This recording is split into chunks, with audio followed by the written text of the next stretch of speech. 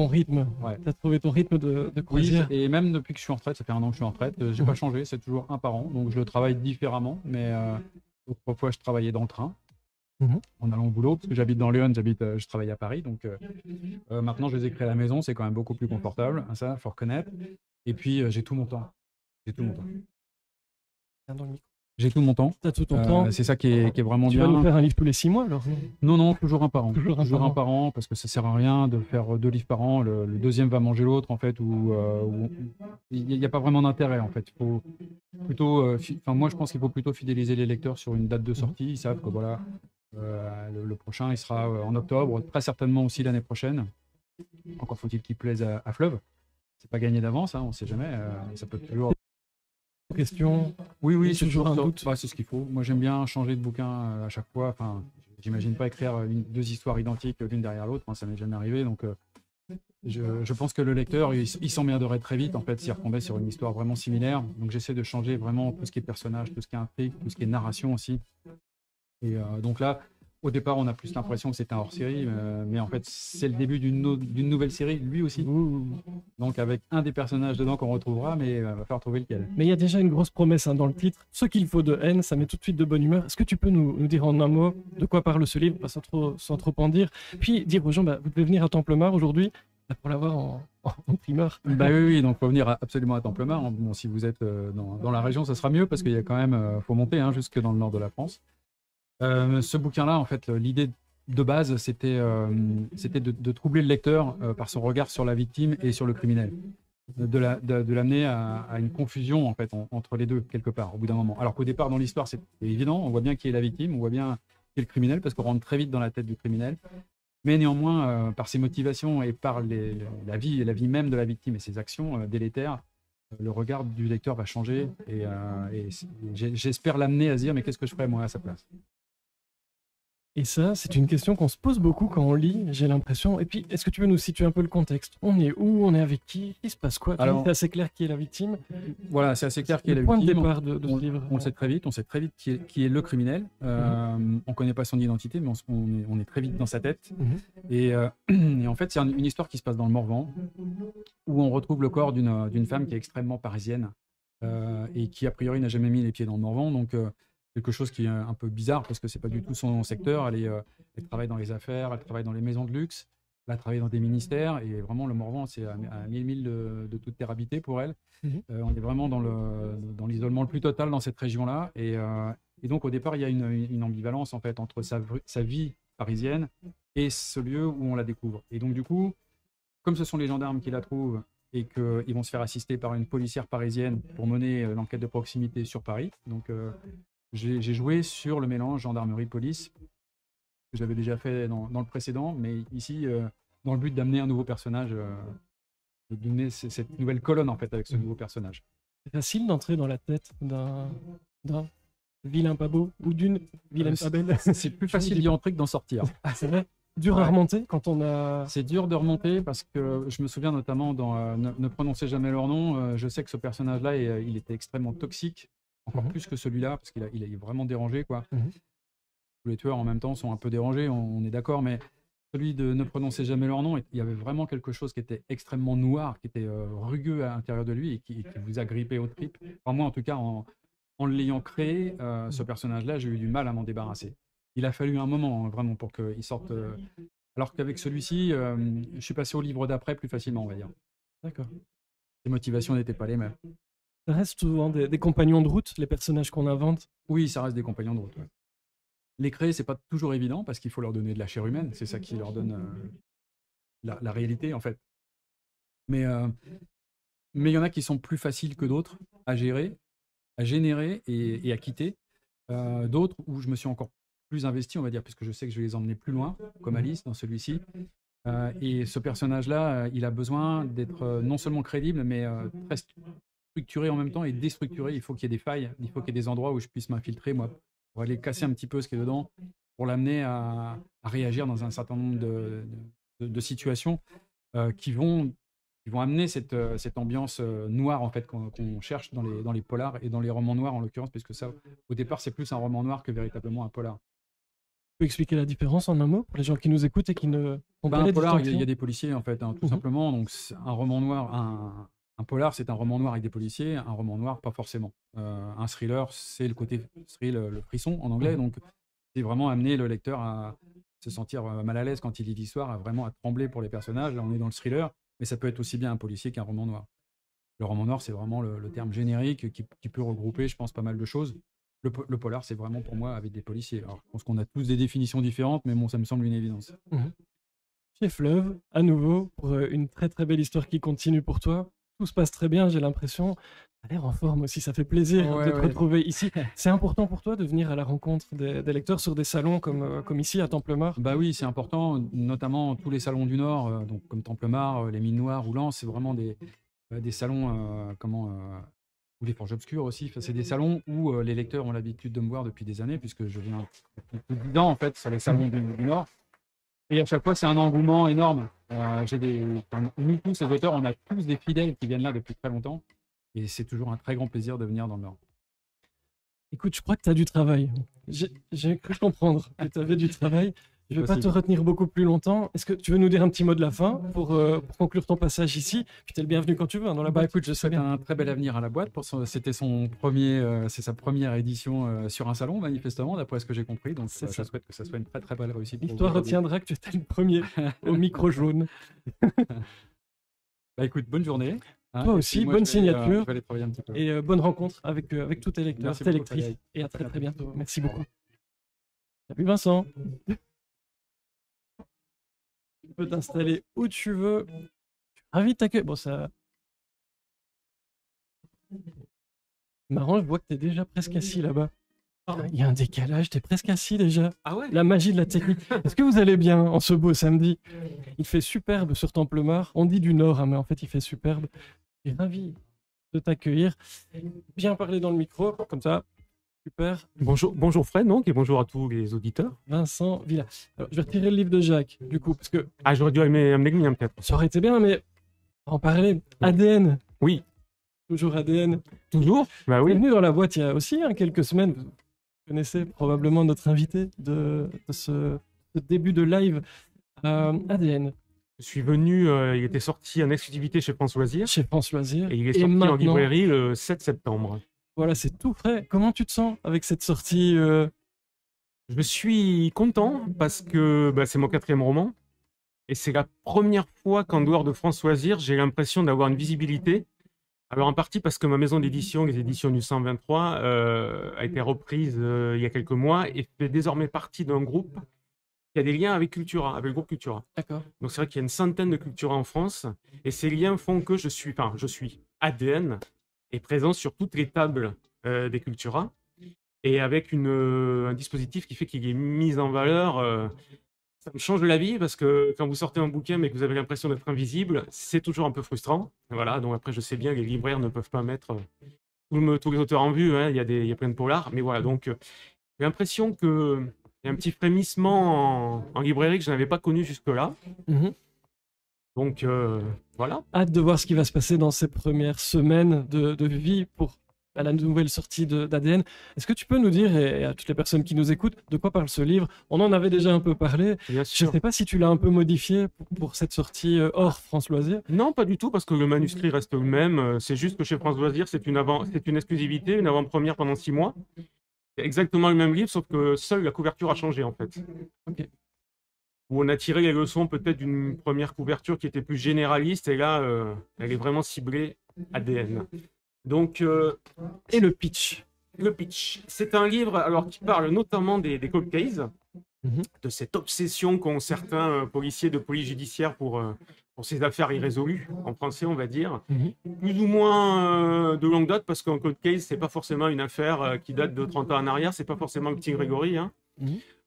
3-4 ans déjà, c'est un cold case. Hein, donc, on a l'adjointe à la brigade criminelle et les 2 chefs de groupe qui sont tous les 3 hantés par une histoire.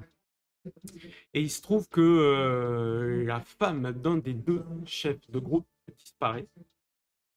Et que pour la retrouver, le chef de groupe va être obligé de collaborer avec l'autre chef de groupe sur son cold case à lui, parce qu'il se rend compte que la résolution de la disparition de sa femme va peut-être passer par la résolution de ce cold case.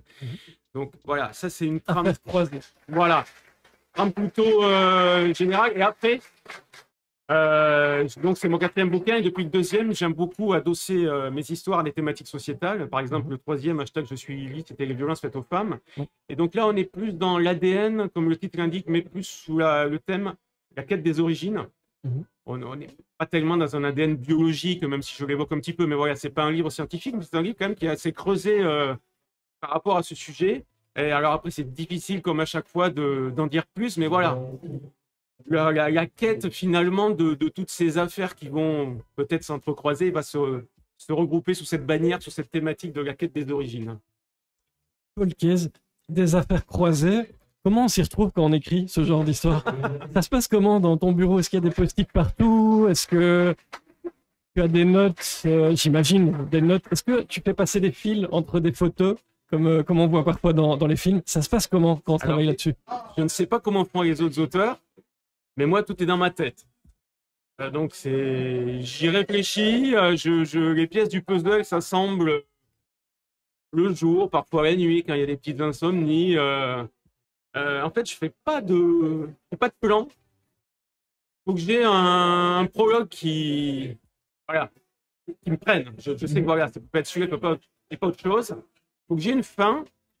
Entre les deux, il y a un chemin qui se fait dans mon esprit, qui évolue, voilà, et il n'y a pas de paperboard, il n'y a pas de post-it, tout est là-dedans. Et bon, parfois il y a des petits remaniements, mais le chemin est plutôt assez linéaire quand même, voilà. Et tu peux tourner le bouton off de temps en temps, parce que tu dis tout dans la tête. Ouais. Ça veut dire quand tu as un repas de famille ou tu peux déconnecter un peu de ces histoires, cold case, etc. Bon, on est quand même sur des enquêtes, des choses, des disparitions, meurtres, etc. En général, c'est assez noir. Comment on fait pour lâcher un peu la pression? Tu as des trucs à donner aux gens qui nous écoutent? Non, mais je ne suis pas obsessionnel non plus. Hein. J'ai un boulot déjà à côté, donc je ne peux pas tout le temps penser à mes bouquins. Non, mais c'est plutôt... des moments, mais que je cherche même pas. Il y a des moments, tiens, ça y est, ça vient, j'y pense. Il y a un petit blocage dans l'avancée, et puis tiens, à un moment, j'y pense, et voilà, ça se fait, ça tiens, pourquoi pas ça? Et puis voilà, ça se fait comme ça, en plus, quoi, sans forcer. C'est important pour toi de venir dans des événements comme celui-ci à Templemar et oui, rencontrer les lecteurs, les lectrices. Complètement. En plus, j'ai commencé à écrire dans mon coin, j'ai commencé en auto-édition pendant quelques mois. J'étais loin de tout ça, je ne savais pas qu'il y avait des salons. J'ai toujours été lecteur, mais j'ai jamais eu cette recherche de proximité avec les auteurs. Je ne savais pas que ce monde existait. Alors, quand vous le découvrez sans même l'avoir rêvé, je trouve que c'est encore plus fort. Et c'est un exercice solitaire d'écrire, même si on a des contacts avec des gens pour la documentation, etc. Mais c'est quand même assez solitaire. Et là, pour moi, c'est un peu la récréation, quoi. Voilà. C'est la bouffée de bonheur, c'est un peu la récompense. On fait... des belles rencontres, hein. Des moments, des moments gais, des moments enviés. Donc, oui, je recherche ça. Alors, mon boulot étant journaliste, que j'ai pas beaucoup de week-ends à moi dans l'année, je peux faire 7-8 salons. Je suis pas non plus encore très connu, même s'il y a un petit frémissement. Donc, pas non plus des invitations à droite à gauche. Je vais encore les chercher, hein, mais voilà, ça me suffit. Je cherche pas non plus à occuper tous mes week-ends. Donc, c'est la bonne mesure, c'est la bonne balance entre mon boulot, ma vie privée un petit peu, et voilà, c'est ce petit moment de récréation. Et donc, ici jusqu'à 18h, j'imagine, pour les gens qui nous écoutent et qui sont dans le coin, passez à Templemar, il y a vraiment beaucoup d'auteurs à venir rencontrer, puis plein d'animations, vous entendez, ça s'anime derrière, ça s'applaudit, il se passe des tas de choses. Merci beaucoup. Un petit mot de la fin aussi, hein, pour finir ton passage, puis tu as du boulot. J'ai l'impression. T'as quand même beaucoup de gens à les rencontrer. Peut-être qu'on m'attend, mais... Ah bah j'imagine. Écoute, ravi d'être venu encore une fois. Merci déjà pour l'invitation que j'avais eue au printemps. Avec grand plaisir. Et je souhaite belle vie à ton initiative qui là va prendre de l'ampleur avec tous ces salons. Je te le souhaite. C'est une super idée en tout cas. Merci beaucoup. Et j'étais ravi de commencer cette matinée sur Twitch avec les habitués de la boîte. Merci. Et puis on va aussi rencontrer des petits nouveaux qui ne sont pas encore venus dans la boîte. Merci beaucoup Vincent. Salut. Oui, c'est mieux avec le téléphone. Hein. Alors, juste petite info service. Bonjour, bienvenue. Une petite présentation d'usage quand on commence pour que les gens qui nous écoutent, qui nous regardent puissent savoir qui est là. Et c'est ma question traditionnelle. Est-ce que vous pouvez vous présenter en quelques mots?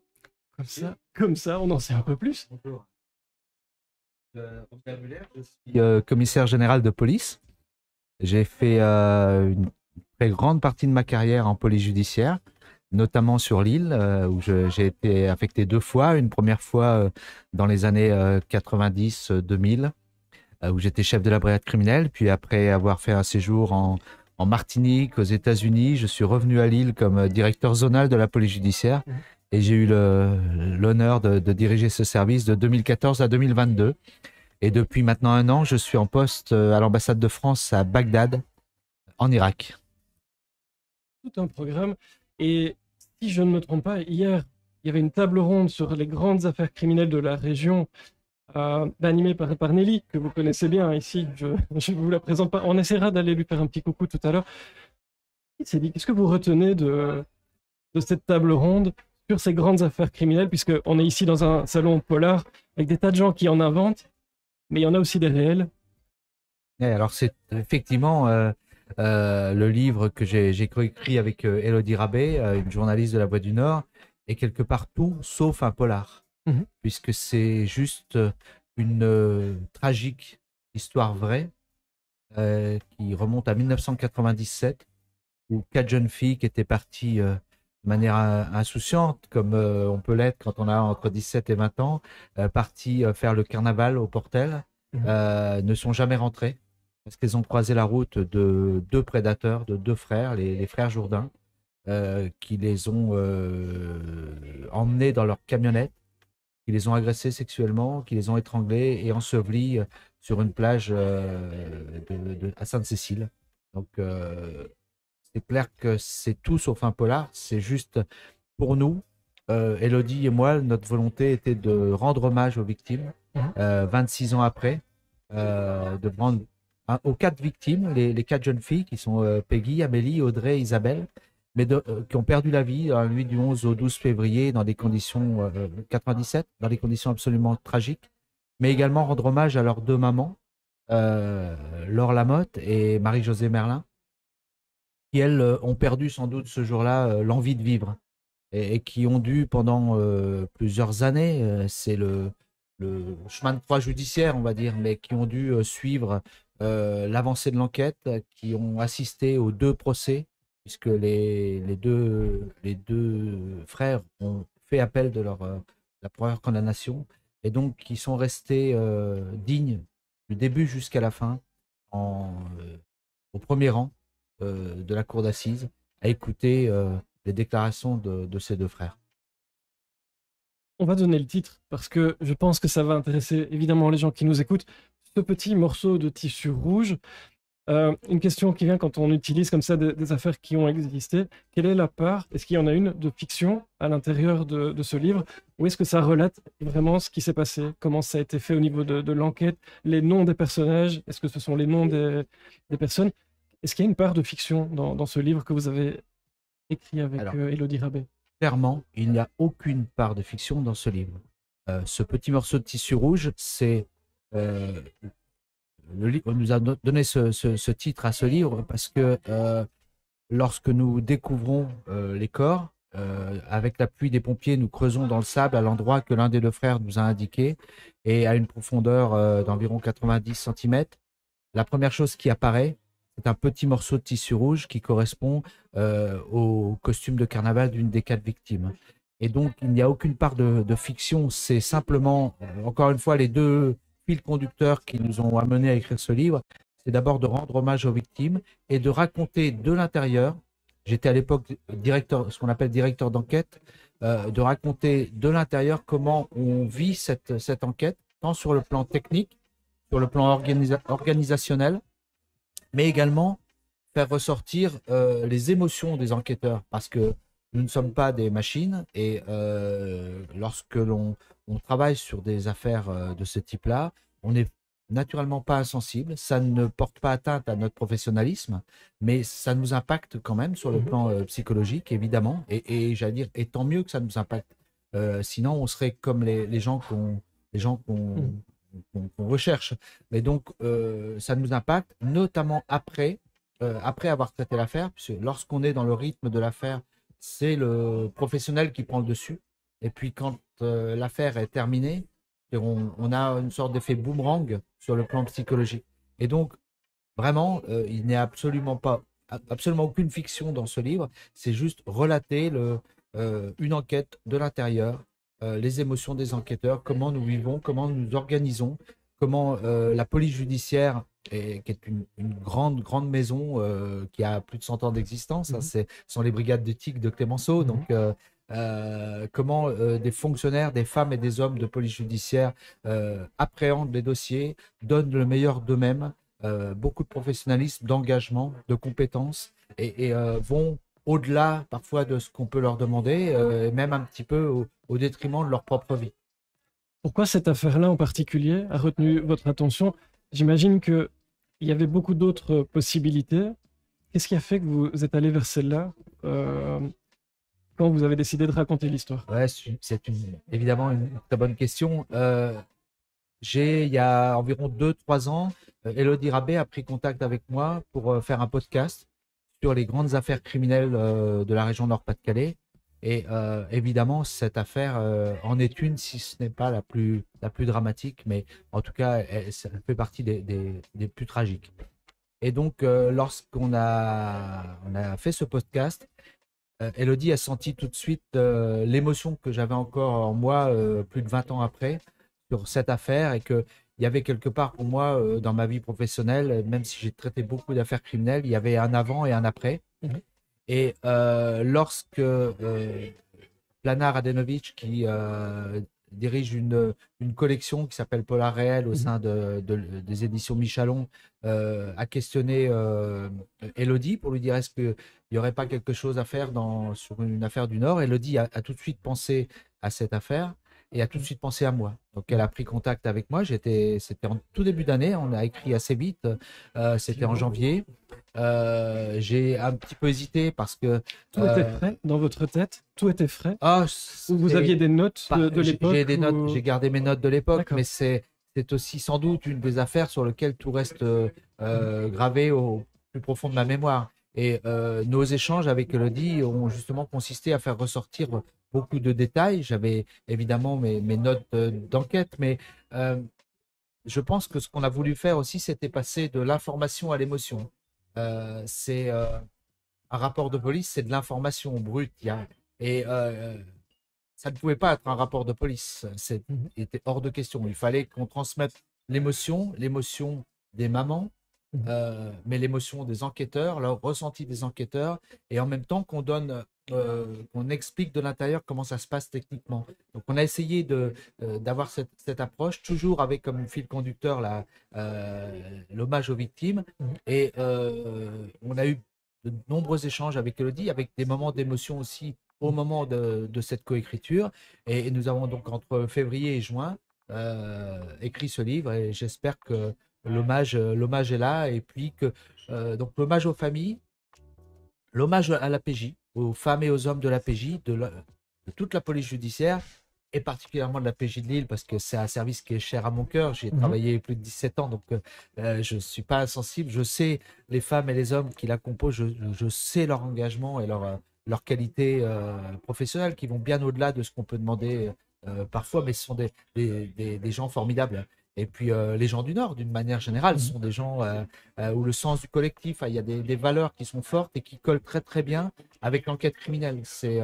Voilà, on travaille ensemble, et si on tombe ensemble, mais on laisse jamais un collègue sur le bord de la route. Donc, travail collectif, un peu comme dans ce livre, travail à quatre mains, comme on dit de manière classique. C'était aussi une évidence, vous étiez complémentaires sur ce beau projet de reparler de cette affaire. Je pense complètement complémentaire. On n'a pas eu besoin de chercher des réglages avec Élodie. Ça a été fluide quasiment instantanément. Et surtout, je pense que dans nos échanges, elle a peut-être c'est plus facile pour moi de transmettre mes émotions en échange avec elle que de les retranscrire si je l'avais fait directement et seul. Donc c'est une belle rencontre. Cette rencontre entre Élodie Rabé et moi, oui, c'est une belle rencontre.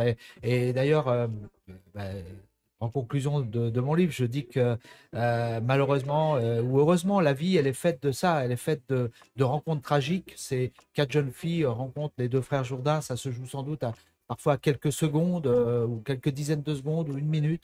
Elles ont fait cette rencontre tragique, et à d'autres moments, et c'est l'espoir qu'il faut garder, on fait de très belles rencontres, et c'est la vie. Et donc, il faut se prémunir de ces rencontres tragiques, mais c'est aussi une forme de fatalité ou de providence.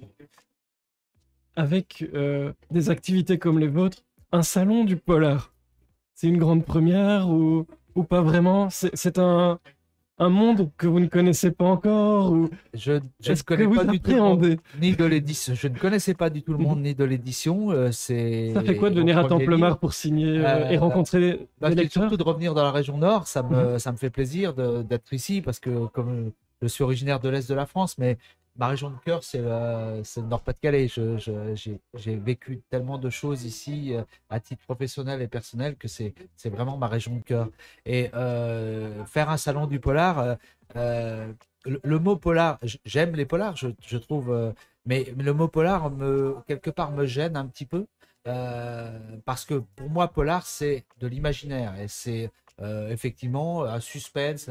Ce livre est tout sauf un polar, parce que il n'y a pas de suspense.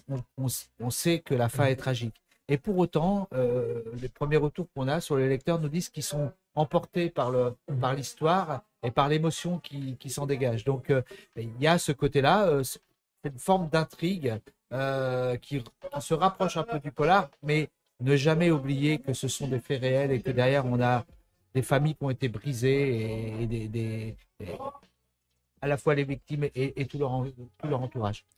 Ce petit morceau de tissu rouge, et n'hésitez pas à vous renseigner, venir à Templemar. Je pense qu'il y a du travail qui vous attend aussi, mais c'est pas vraiment du travail ici, c'est plutôt du plaisir de rencontrer les gens. Merci beaucoup d'avoir été avec nous et d'honorer la boîte et cette émission de votre présence. Je vous souhaite un très très bon salon. Merci pour cette invitation, et puis grand plaisir. Et pour ces échanges. Merci. Avec grand plaisir. Ça en fait des conseils de lecture. Je pense qu'on va vous ruiner aujourd'hui. C'est comme ça. Merci, bon salon à vous. Alors, juste petit info-service, les amis. Je ne vois absolument pas vos commentaires, donc pardonnez-moi. On est sur du Wi-Fi au niveau de la tablette. Donc, c'est pas que je ne regarde pas vos questions, que je ne veux pas, mais malheureusement, je ne les vois pas pour l'instant. En tout cas, j'espère que vous passez une très très bonne matinée en notre compagnie. En tout cas, nous, ça se passe plutôt bien. Bonjour, installez-vous. Faites comme chez vous. Alors, Jean-Pierre Boquet, si je ne dis pas de bêtises. Enchanté, Frédéric. Bienvenue. Bien parler dans le micro pour qu'on puisse entendre. Vous pouvez vous rapprocher un tout petit peu. C'est un peu la base de cette émission en direct de Templemar, c'est de rencontrer beaucoup de monde, d'avoir le plaisir d'entendre parler de livres. Est-ce que vous pouvez vous présenter en quelques mots pour les personnes qui nous écoutent, qui nous regardent et qui ne vous connaissent pas encore? On ne sait jamais qui en est encore. C'est tout à fait possible. Alors, me présenter. D'abord, un imaginatif. Un peu turbulent dans ma jeunesse, mais j'ai eu la chance, dans mes turbulences, d'avoir un professeur de français qui n'a jamais lâché prise, m'a pris sous son bras, qui m'a fait aimer la littérature et qui, en quelque sorte, m'a remis sur les rails. Donc, j'ai poursuivi une carrière universitaire, enseignante, je suis agrégé de lettres modernes, j'ai donné des cours à l'université du littoral. Bref, j'ai toujours eu une passion pour l'écriture, et dès que j'ai été retraité, parce que des romans, ce sont des œuvres longues, je me suis mis à écrire des romans, et dans les romans, après avoir réglé mes comptes avec ma propre jeunesse, donc j'ai commencé par un roman noir, des polars. Des polars. Une dizaine, hein, déjà, si je ne dis pas de bêtises. Oui, c'est cela. Plus qu'une dizaine. Plus qu'une dizaine. 13. 13. Et le 14e va sortir mi-novembre. Et principalement, de ce que j'ai cru comprendre, moi j'ai découvert certaines choses, mais pas tout, plutôt dans le rayon polar historique. C'est important l'histoire, et cette région Bon. aussi, qui est très, Oui. très importante pour vous. Dans le polar historique. Alors, il se trouve que, effectivement, la Flandre est riche d'histoire, le Nord est riche d'histoire, les Hauts-de-France sont riches d'histoire parce que ça, ce sont le hasard de l'histoire, effectivement. Peut-être Arras aurait-elle pu être la capitale de la France? Parce que dans le domaine littéraire, en tout cas, Arras, au XIIe, XIIIe siècle, a été à l'origine de beaucoup de productions, notamment à l'origine de ce qu'on a appelé après le théâtre bourgeois. Qu'est-ce que vous aimez dans l'histoire? Si des personnes nous écoutent et ont peut-être été un peu dégoûtées à l'école par les cours d'histoire, qu'est-ce qui fait que c'est une passion? Qu'allez-vous y chercher? Et qu'est-ce qu'on pourrait dire à tous ces gens qui n'aiment peut-être pas l'histoire ou à qui ça fait peur? Parce que parfois, on ne sait pas qu'on aime bien parce qu'on en a peur. Pour leur dire, ça peut être intéressant d'aller découvrir l'histoire par les livres. Moi, je pense profondément que l'être humain est ce qu'il est depuis le départ. Et que pour bien comprendre ce qui se passe aujourd'hui, il faut aller fouiller dans l'histoire. Parce qu'il y a eu des événements, des époques où l'être humain s'est révélé dans ce qu'il avait de meilleur, mais plus souvent dans ce qu'il avait de pire. Je vais prendre un petit exemple. On parle beaucoup aujourd'hui d'égalité entre les hommes et les femmes, de contraception, de tout ce qu'on peut imaginer. Eh bien, il se trouve que les comtes de Flandre, à Arras, au Moyen-Âge, sur la Grand Place, l'un d'eux, Baudouin Bras de Fer, avait mis sur la Grand Place sa femme enceinte pour prouver qu'il n'était pas impuissant. C'est une autre époque. C'est une autre époque, mais peut-être faut-il pas s'étonner alors qu'aujourd'hui, les femmes sont parfois de la simple marchandise pour un certain nombre d'hommes. Et qu'est-ce qui attire votre attention? Parce que l'histoire, c'est vaste. La région, elle est vaste aussi. Comment est-ce qu'on décide de parler de tel fait, de telle époque, de telle année, de tel personnage? C'est au hasard des circonstances. J'ai par exemple une amie décédée maintenant qui était adjointe à la ville de Gravelines et qui m'a donné des documents inédits sur une loge napoléonienne militaire de Gravelines entre 1809 et 1819. Donc il a fallu que je déchiffre parce que c'était écrit à la plume de doigt évidemment. Et quand j'ai déchiffré, j'ai trouvé un certain nombre de choses très intéressantes sur des comportements que je n'aurais pas imaginés. Je vais vous donner un petit exemple. En 1814, Napoléon commence à battre un peu de l'aile. Et puis en 1815, Waterloo. Or, dans les institutions maçonniques, il se trouve que les loges avaient pour habitude de faire ce qu'on appelle un banquet d'ordre. Un banquet d'ordre avec un certain nombre de santés portées au souverain. Donc, et là, tout était rédigé déjà. Le souverain était encore Napoléon Ier. Donc, on voit le texte et rédigé à la plume droite, etc. Mais entre deux, il y a Waterloo 1815 et c'est la Restauration. Louis XVIII revient immédiatement à notre très grand, etc., etc. C'est barré d'un trait de plume et remplacé par notre excellence de Louis XVIII. Ça s'appelle de la fidélité. Je plaisante quand je dis ça, mais bon, c'est toujours assez surprenant. Donc, ce qui m'intéresse dans l'histoire, c'est les aspects assez surprenants. D'un point de vue universitaire, il se trouve aussi que j'ai été formé à la littérature médiévale, à Rajoisse notamment, donc à toute cette période où il y avait une histoire très riche dans ce qui est devenu après les Hauts-de-France. Et ici à Templemar, pour présenter un livre et dire que je t'aimais. Oui. De quoi parle ce livre pour les personnes qui nous écoutent? Et au passage, bonjour tout le monde, je vois maintenant vos messages parce que Kiko est merveilleux. Et donc bonsoir Vibration littéraire, salut Zutrezut, salut Agrippine, salut tout le monde, je suis ravi de vous retrouver, on est en plein jour. et c'est le samedi. C'est très bizarre, hein, la boîte le samedi. Je suis ravi de vous retrouver. De quoi parle ce livre et dire que je t'aimais? C'est sorti chez Aubin Éditions. Eh bien, effectivement, le titre est assez surprenant parce que qui aime qui dans cette affaire, c'est le centre c'est le pivot de l'intrigue. Je vais situer les choses. Alors, je l'ai écrit pourquoi? Parce que j'ai une petite fille qui fait de l'équitation. Enfin, mes 3 petites filles font de l'équitation, mais elle à très haut niveau en Espagne. Et donc, je me suis dit, tiens, je vais écrire un polar qui est en rapport avec les milieux hippiques. Donc, Bienvenue, Élodie.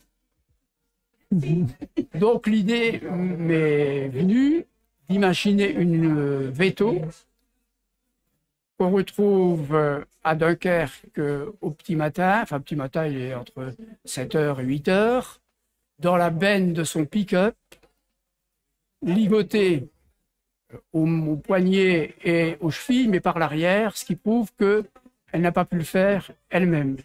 Elle est morte. Et entre ses lèvres, il y a une petite enveloppe qui, lorsqu'on la prend et qu'on l'ouvre, contient un billet où est écrit « Et dire que je t'aimais ». C'est l'écriture de la jeune Veto, pas de problème. Et à partir de là, comme elle a disparu, puisqu'elle est morte, puisque à Bergue, qui est son lieu où elle exerce, on n'a pas de nouvelles d'elle, on ne sait pas ce qu'elle est, etc., etc. Donc, comment l'enquête est lancée? L'enquête est lancée, c'est en plein Covid, c'est des difficultés supplémentaires. La Veto en question a une résidence secondaire au Touquet. Vous sentez tout de suite l'aspect historique que je vais développer dans cette affaire, entre 2 villes qui sont, j'allais dire, emblématiques des Hauts-de-France, mais pas du tout pour les mêmes raisons. Le Touquet, parce que le Touquet a une histoire à partir du 18e, 19e siècle et se monte lentement avec des apports qui sont étrangers, parce que la Russie, l'Angleterre, tout ce qu'on peut imaginer. Bergue, à part Bienvenue chez les Ch'tis, mais qui l'a rendu célèbre, etc., c'est quand même une ville, j'allais dire, ancienne et importante de la région flamande, notamment de la Flandre maritime, puisque le port le plus important à une certaine époque n'était pas Dunkerque. Dunkerque, c'était un petit truc là, dans une espèce de petite enclave à travers les dunes et pas grand-chose. C'était Bergue et les navires remontaient jusqu'à Bergue. Donc à partir de là, ben, j'ai brodé. Et il y a un moment dans ce polar où, ça je ne veux pas en dévoiler davantage, comme il y a le Touquet, ben, il y a d'autres villes que j'explore, j'allais dire, autour du Touquet où se trouvent des centres hippiques. Et je m'amuse à... Je m'amuse à jongler avec les alentours de Bergue ou de Dunkerque et les alentours du Touquet. Il se trouve que les parents de l'assassiné sont convoqués à l'Institut médico-légal pour reconnaître le corps. Et c'est là que tout est chamboulé. Tout est chamboulé. Pour un petit truc, mais véritablement presque invisible, auquel n'avaient pas pensé les policiers et qui les oblige à réorienter complètement leur enquête. Et si vous donc, voulez en dire que savoir je t'aimais plus, c'est donc beaucoup plus compliqué. C'est plus compliqué que ça. Et donc le titre du livre, Et dire que je t'aimais, c'est sorti chez Aubin, et l'auteur qui est avec nous, eh bien, c'est Jean-Pierre Boquet pour Zut qui posait la question. Oui, on est en format en direct des salons, c'est la boîte mobile, et donc on n'a pas toujours les noms, mais je vous dis ça avec grand plaisir. Et puis on peut vous le noter dans le chat au passage. Merci beaucoup, vous êtes très nombreux à être là, ça me fait plaisir. Merci beaucoup. Je sais que c'est un salon qui vous tient à cœur. C'est un salon qui me tient à cœur. Je suis d'ailleurs à côté d'un écrivain que j'aime beaucoup, dont j'ai lu pratiquement tous les ouvrages, parce que c'était un coup de cœur il y a 10 ans, à partir de là, je les ai ramasse Locombe. Ah, rayon histoire aussi, au niveau polar. Histoire, et puis, justement, parce que l'écrivain, par rapport, j'allais dire, à l'historien officiel, qui raconte une histoire, peut se permettre de revenir sur des petits détails qui ont été gommés. C'est ce que vous aimez. Je vois de la malice dans vos yeux quand vous parlez de ça. Et qui sont aussi révélateurs de ce qu'a pu, de ce qu'est l'être humain, que ce que nous produit. Voilà. Eh bien, merci beaucoup. Très très bon salon, bonne dédicace. Moi, il y a des gens qui attendent hein, pour parler histoire polar et Hauts-de-France. Merci beaucoup, Jean-Pierre. Et très très bonne journée ici. Bonjour. Ah, mais on se connaît très bien. Ça va, Frédéric? Ça va très bien. Est-ce que tu peux te présenter en quelques mots? Je veux bien parler dans le micro, mais tu connais ça par cœur. Oh, par cœur, quand même pas. Une habituée des salons? Une habituée des salons. Oui. Alors, une habituée des salons, donc je suis Élodie Lemaire. J'ai fréquenté les salons au départ comme lectrice et puis finalement, maintenant, comme organisatrice, et plutôt co-organisatrice sur le salon des Forges Obscures. Qui se fait... Oui. Voilà. Avec mon compagnon, bah oui. Avec mon mari aussi. Bah oui. Qui peut... Est-ce qu'il te voit de là où Celui-là? Ok.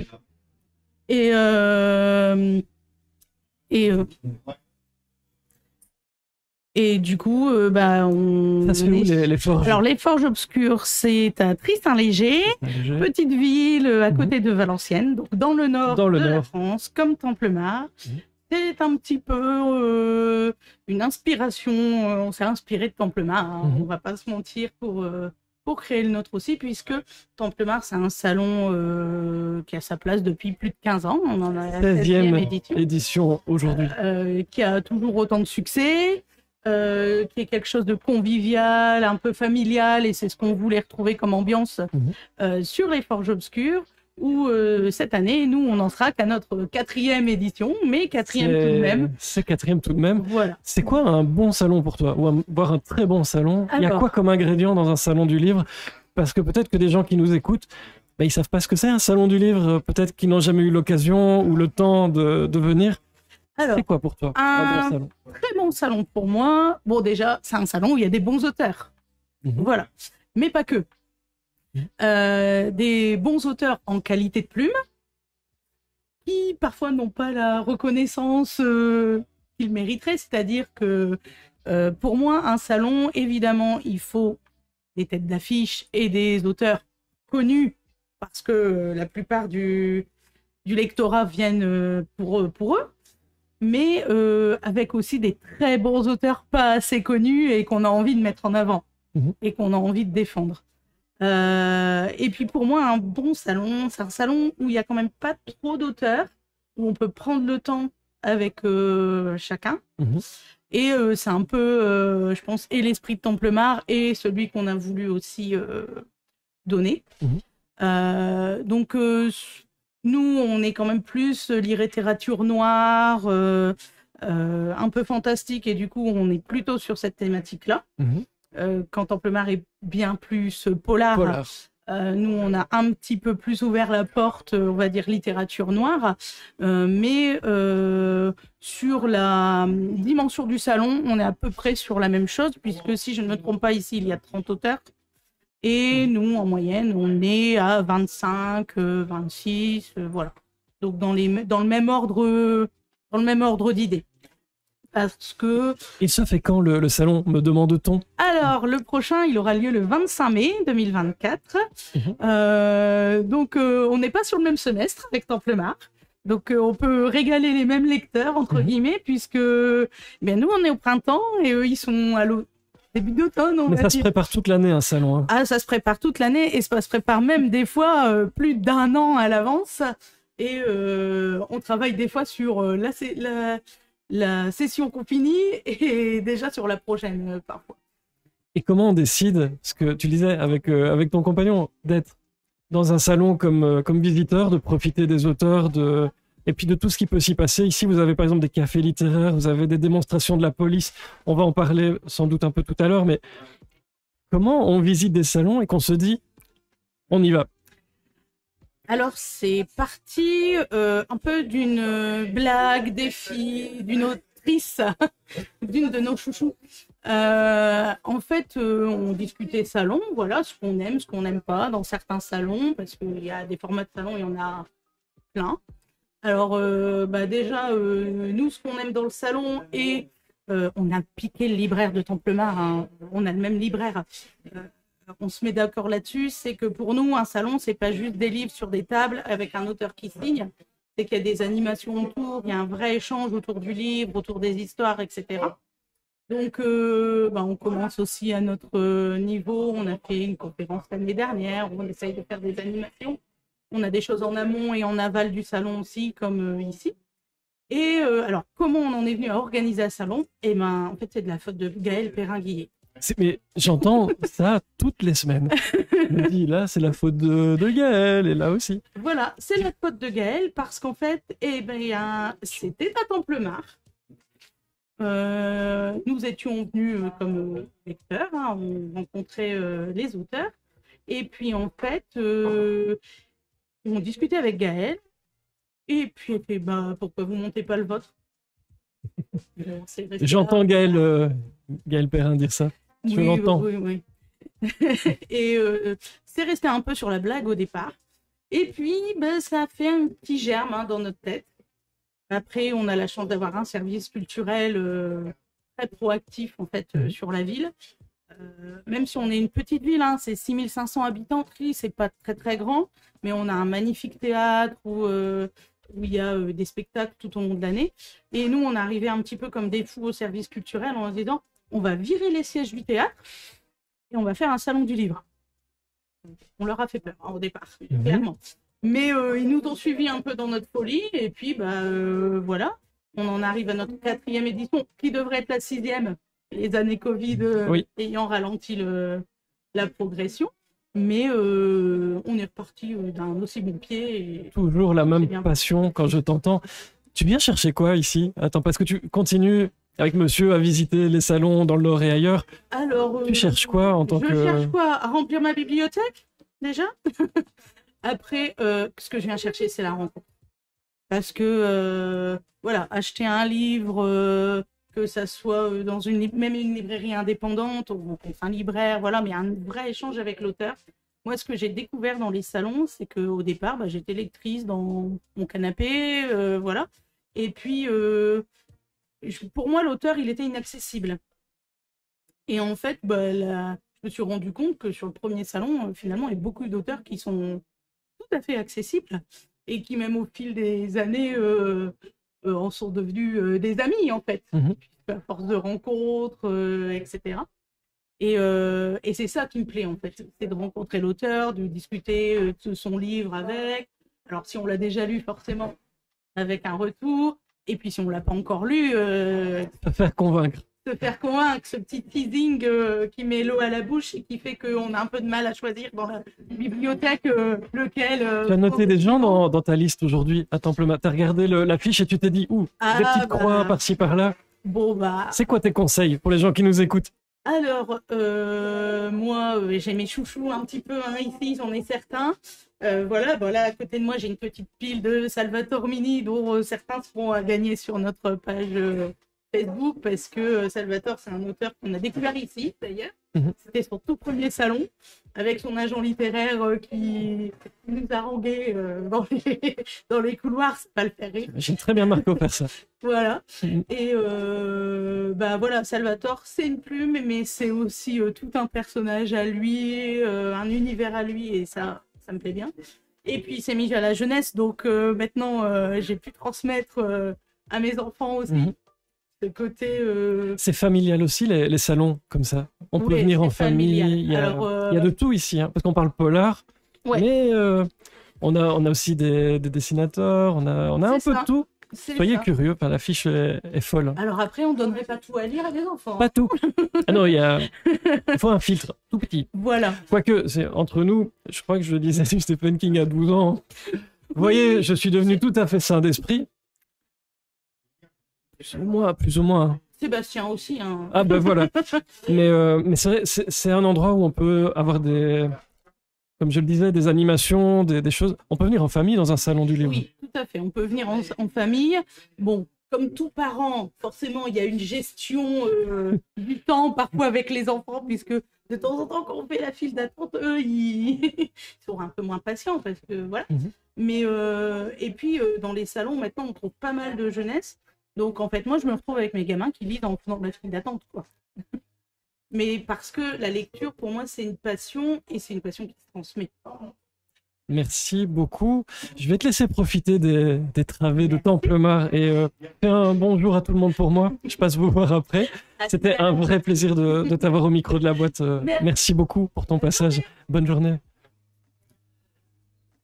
Je t'en prie. En place. Ce micro-là est plus sympa pour le son. Bienvenue. Bonjour. Merci. Enchanté, Frédéric. La base ici, hein, c'est que on est avec toutes les personnes qui nous regardent et qui nous écoutent sur Twitch. Et la question traditionnelle pour commencer, c'est de se présenter. Et donc, en un mot, qui es-tu? Que fais-tu ici? Les gens sont curieux, très très curieux de le savoir. Alors, je m'appelle Geoffrey de Cohen et j'écris des livres. C'est pas mon métier, mais en tous les cas, c'est une passion que je me suis découvert. Et donc, j'écris des livres et je suis venu présenter deux de mes romans policiers. Et finaliste aussi, Finaliste malheureux, oui. Malheureux. Ne remue pas le couteau dans la plaie. Pas du tout, mais être comme ça dans une sélection, ça veut dire beaucoup aussi. Oui, oui, oui. C'est pour le titre La Fosse au loup. La Fosse au loup, tout à fait. C'est chez Aubane aussi. On parle beaucoup d'Aubane dans la région quand même. Question traditionnelle aussi. De quoi parle ce livre pour les personnes qui nous écoutent et qui ne savent pas du tout? Alors, la Fosse au loup, c'est déjà la suite chronologique d'un premier roman que j'avais écrit en 2021, qui était sorti en 2021, qui s'appelle Les Passagers Incertains. Et c'est l'histoire, c'est une double histoire. Il y a l'histoire de Léonie, donc, qui est policière en brigade de nuit au commissariat de Beauvais, et qui se rend compte que dans le village où elle habite, et dont elle est amoureuse de l'histoire locale, il y a une petite fille qui a disparu dans les années d'après-guerre, et elle n'est pas au courant de cet événement, alors qu'elle est au courant de tout ce qui s'est passé depuis 200, 300 ans, parce qu'elle fait des recherches là-dessus. Et cette disparition l'interpelle. Et en même temps, parallèlement, en 1901, son arrière-grand-père, Léonie, assiste dans le même village, à Goincourt, c'est tout près de Beauvais, à un accident ferroviaire, un jeune homme qui passe sous le train. Et sur le corps du jeune homme, il y a une trace de morsure. Et lui, le petit paysan picard qu'il est, se dit que cette trace de morsure est complètement incompatible avec ce que les autorités sur place annoncent. C'est-à-dire que c'est juste un accident de train et que c'est le wagon qui a provoqué ces blessures. Et il y a déjà eu d'autres morts un peu similaires dans le village en 1901. Il y a une bête étrange qui hurle la nuit.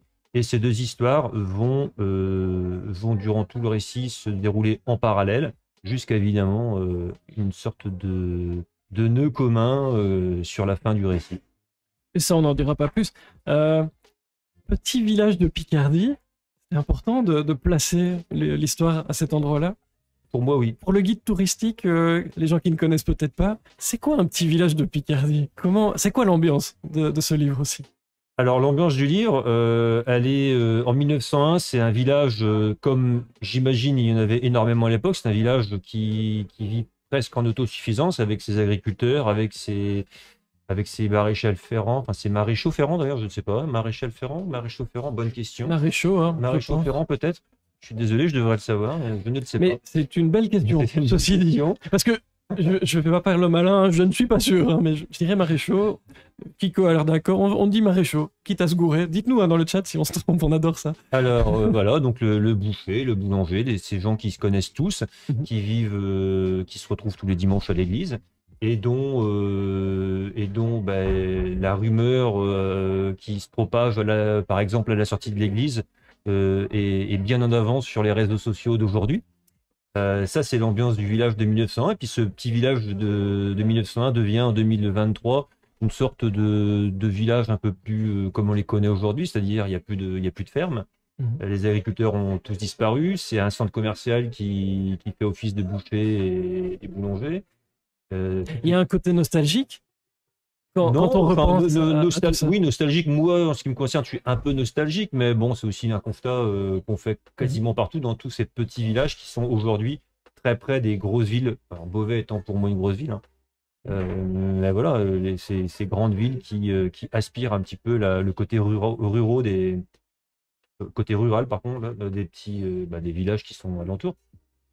Alors, on le voit dans le titre, il y a la figure emblématique du loup. On parlait de la lecture pour toute la famille. Le loup, en général, fait peur aux enfants. C'est quoi la symbolique aussi derrière? C'est un personnage amusant à camper, à avoir en toile de fond dans un livre. Il représente quoi, le loup, dans la tête de quelqu'un qui écrit des livres? Le loup, moi, il représente énormément de choses parce que c'est l'espèce de symbole qu'on veut lui donner de peur, alors que finalement, comme on dit souvent, l'homme est un loup pour l'homme. C'est pas forcément. On le montre du doigt, on l'a souvent montré du doigt, mais est-ce que c'est vraiment lui qu'on devrait montrer du doigt en toute objectivité? Je ne sais pas, je ne pense pas. Et c'est aussi ce que je veux faire passer dans ce livre. La place de l'ambiance, de la nature, c'est quelque chose qui... Primordial pour moi. Je suis un écologiste convaincu, pas politique, hein, mais en tous les cas, dans les faits... Et ça se traduit comment dans le livre? Je ne sais pas s'il y a des messages à faire passer, si c'est plutôt une ambiance générale. Comment est-ce qu'on intègre ça dans une histoire? Dans celle-là, je ne l'intègre pas spécialement. Non, c'est plus une ambiance que je décris de village, parce que c'est extrêmement compliqué, puis je ne suis pas non plus peut-être assez fin pour faire passer ce genre de message dans un roman policier, quoi. En tous les cas, j'ai pas trouvé sa place dans celui-là. Si l'héroïne se déplace en vélo pour aller travailler, c'est le seul côté. C'est déjà pas mal. C'est ce que je fais moi aussi. J'ai combien de kilomètres? 4 kilomètres à faire. J'y vais en vélo. Ça fait 8. Ça fait 8 allers-retours. Il faut revenir à un moment. Pas fou. Il n'y a que quand il pleut que c'est compliqué. Faut être bien équipé. Un salon ici à Templemar, ça représente quoi pour un auteur? Ça représente, quand je vois le monde qu'il y a, ça représente déjà une sorte d'aboutissement, enfin pas d'aboutissement, mais d'étapes importantes dans une année. Et puis surtout, moi j'étais invité via le prix Nordec. Donc ça, par contre, ça avait une vraie grosse symbolique pour moi. J'avais eu la chance de gagner le prix de Dainville avec le premier Les Passagers Incertains, donc en 2022, lors du dernier salon. Donc là, d'être nommé ou nominé au prix Nordec, c'était aussi une très grosse symbolique pour moi. Est-ce qu'on peut lire La Fosse au loup de manière indépendante? Parce que tu disais c'est un peu la même ambiance, un peu la suite. Est-ce qu'on peut les lire indépendamment? J'ai essayé de faire en sorte que oui, les lecteurs assidus et fins trouveront peut-être des réponses déjà aux questions des passagers incertains dans La Fosse au loup, mais d'une façon, oui, assez globalement, on peut lire La Fosse au loup avant Les Passagers incertains. Alors, pour répondre à Fanny, les autrices sont dans la salle à côté. On va en avoir dans la journée 2 lives. On est dans le premier jusqu'à midi. Et puis, de 13h30 à 15h30, ne vous inquiétez pas, vous aurez des autrices aussi. Alors, c'est plutôt une question pour l'éditeur, mais tu vas peut-être nous aiguiller pour Aubane. Zut qui demande les éditions Aubane pour y être. Est-ce qu'il faut que l'histoire se déroule dans le Nord?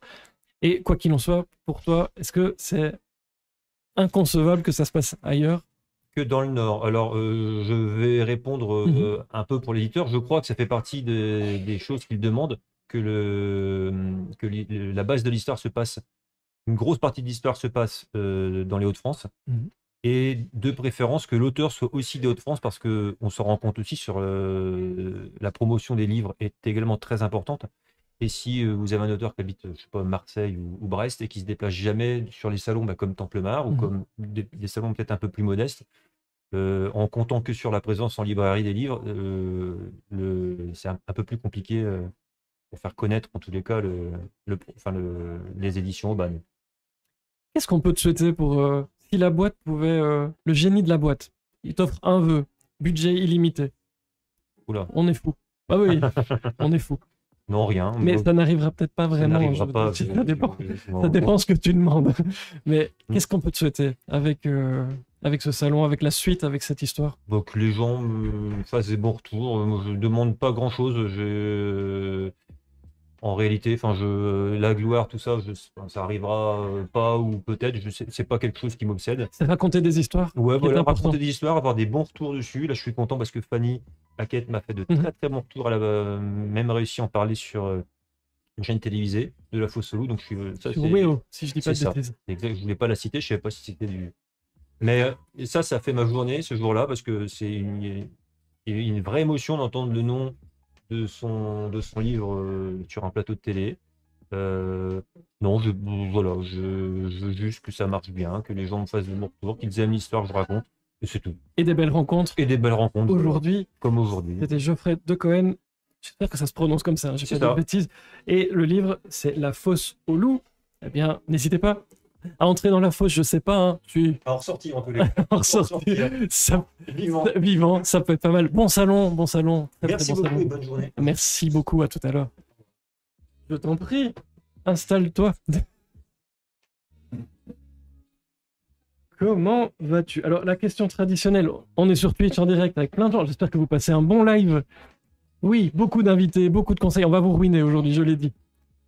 Question traditionnelle, se présenter en quelques mots pour les personnes qui nous écoutent. Est-ce que tu peux nous dire qui tu es, ton petit parcours qui devient de plus en plus grand dans ma main, mine de rien? Il fait son chemin. Il fait son chemin. Bien parler dans le micro si tu veux bien. Et voilà. Pour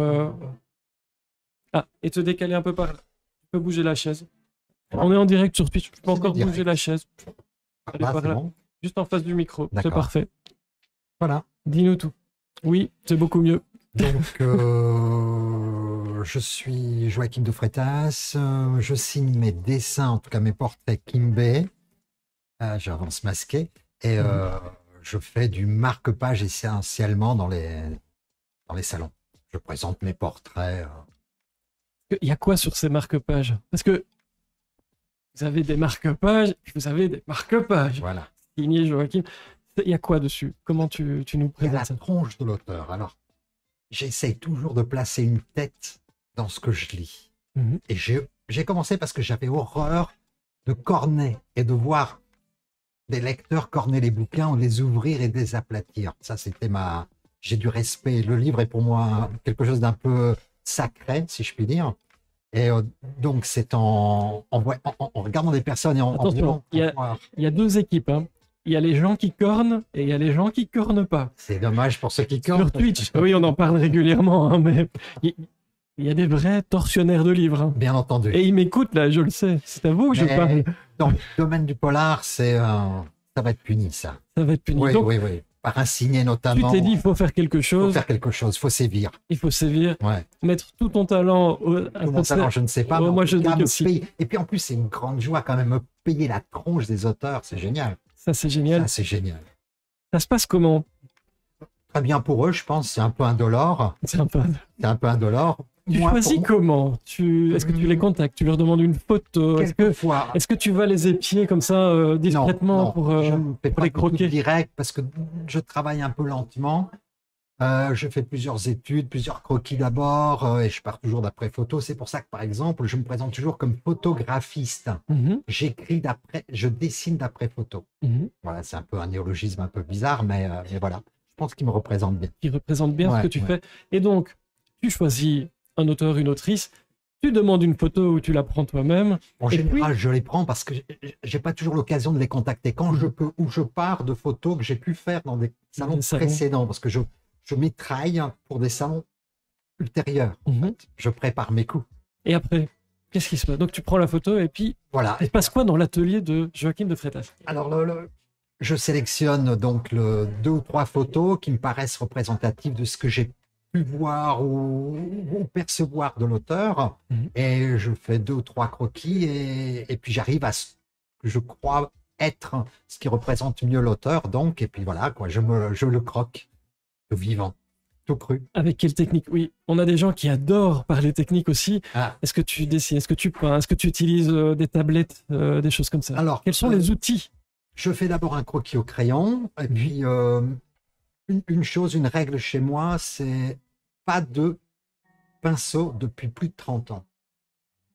c'est un choix parce que ça m'oblige en fait à utiliser toutes les autres techniques et à être inventif.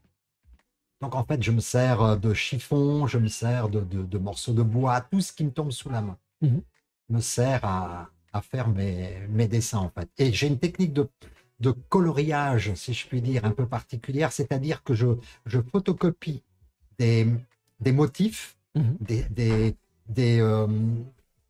comment dirais-je, des matières, et avec un produit, je viens frotter cette feuille sur mon dessin, ce qui laisse une trace, parce que je ne fais jamais d'aplat, ce qui me donne de la matière. Je cherche toujours la matière. On en parlait avec Piel dans la boîte il n'y a pas très longtemps, de bâtons d'esquimaux, de poudre de noix. Voilà, tout à fait. Toi, tu es un peu de cette école-là aussi. Cette école-là. Un peu MacGyver de la création. Collage. Les marque-pages, alors, ils sont accessibles ici aussi, je pense. Hein. On peut venir voir. C'est une vraie exposition hein, quand vous croisez l'ami Joachim en salon. C'est toujours incroyable. Des portraits aussi, de plus grands portraits. Oui. Je ne sais pas, j'ai pas encore été de ce côté-là parce qu'on est ici à côté. Mais est-ce que tu as exposé ici à Templemar? Je sais que régulièrement on voit tes tableaux orner les allées. Je ramène les portraits et la plupart de ces portraits deviennent des marque-pages. Je les recadre un peu parce que le format n'est pas le même, il faut que ce soit un peu homothétique. Quelquefois, je déforme exprès. J'aime bien, je viens un peu j'ai beaucoup observé Modigliani, par exemple, j'allonge mes visages, des choses comme ça. Mais oui, mais je pars d'un portrait que j'expose. Par exemple, aujourd'hui, je pense que j'ai les 9/10 des auteurs présents en marque-page et certains portraits. Et puis voilà, quoi. Il y a des auteurs plus compliqués à... Il y a toujours des auteurs compliqués. C'est quoi qui est compliqué? Est-ce que c'est... en général, on dit, est-ce que c'est les cheveux? Ça aide, ça, parfois. Parfois pas. C'est peut-être la lumière aussi. Ce que j'évite, comme la peste, ce sont les bouches ouvertes, les dents qu'on voit. Parce que ça me semble toujours ridicule. En tout cas, je les réussis rarement bien. C'est ma faiblesse, si je puis dire, dans le dessin. C'est que j'ai du mal à faire... Un sourire, ça va, mais la bouche ouverte sur un sourire, non, ça me semble toujours ridicule dans mes dessins. Donc, j'évite ça comme la peste. Donc, je demande aux auteurs de faire un peu la gueule, en vrai. Est-ce qu'il y a quelqu'un que tu rêves de dessiner, de croquer, mais que tu n'as pas encore eu l'occasion de faire? Je rêve de... Bienvenue, Paul. Merci toi. Tout va bien, Paul. Alors oui, il y a des tas de... Oh, c'est mieux, mais écoute, tu es le bienvenu. Il y a des tas d'auteurs, parce que je ne fais pas que de l'auteur de polar, en fait, je fais du musicien, enfin, chaque fois que je vois une tête même des gens que je ne connais à peine ou que je croise, il m'arrive de demander à des inconnus, d'aborder des inconnus et de leur proposer de faire le portrait parce que leur visage m'a semblé intéressant. Et oui, je rêve de Si, je t'ai dit, on a un génie de la boîte, il pourrait peut-être exaucer certaines choses. C'est de me présenter à Nick Cave et de pouvoir... J'ai déjà fait son portrait, mais j'adorerais le rencontrer et de lui offrir son portrait, que j'ai déjà fait plusieurs fois. Et de lui offrir. Ouais. Tu as aussi œuvré au trophée du prix Nordex, si j'ai bien compris. C'est quoi le travail sur un trophée? Alors, explique-nous. En fait, on m'a fourni une forme vierge en blanche. Et j'ai eu à la customiser en quelque sorte. Donc, je l'ai habillé. En effet, toujours sans pinceau, en fait, en utilisant un chiffon, mes doigts et une plume pour pouvoir arriver au final de ce que j'ai présenté. Ça représente combien d'heures de travail tout ça? Que ce soit les portraits Un portrait peut aller 10 à 40 heures. Quelquefois un peu plus, il y a des portraits qui me donnent... du fil à retordre, donc j'aime recommencer parce que il me semble que j'ai pas réussi exactement ce que je voulais. Avec les dents, tu passes à 60 heures. Ah, mais avec les... C'est pour ça. Parce que sinon, c'est perpète. C'est perpète. Beaucoup de travail. Et sur ce trophée? Une dizaine d'heures, je pense. Parce qu'il était déjà... En fait, on m'a donné la forme vierge. Je n'ai eu entre guillemets, qu'à l'habiller, quoi. Est-ce que tu as des projets? Parce qu'à force de fréquenter les salons, est-ce que ça te donne envie d'écrire un livre? Non. Je peux écrire quelques phrases. Apparemment, il me semble que ce soit pas mal parce qu'on me le dit, mais je ne tiens pas sur la longueur. Je suis un coureur de 100 mètres. Je ne pourrais pas faire le marathon d'un livre, en fait. Et- Pas même d'une nouvelle. Et un crois livre pas. qui reprend tes portraits avec un petit mot d'explication à côté. Il y a Ça, beaucoup de livres. C'est en, livres c'est en photos, mais- projet, en fait, d'avoir, de demander aux auteurs de m'écrire quelques phrases ou un extrait de leur livre et de manière manuscrite que je puisse l'intégrer. Ça me semble plus intéressant que, la typographie mécanique ou numérique, d'intégrer cette écriture au portrait. Et j'ai en projet de faire un livre, effectivement, des portraits d'auteurs avec des extraits ou en tout cas une réflexion sur leur positionnement par rapport à ce portrait. Ça représente quoi pour toi, un salon du livre? Et en particulier Templemar, où on est aujourd'hui? Les salons m'intéressent d'abord parce que j'expose soit, mais c'est surtout des rencontres qui me permettent de faire d'autres portraits. Et puis la rencontre humaine, et je pense que les auteurs pourraient en témoigner, je suis rarement à mon stand, en fait. Je suis un grand...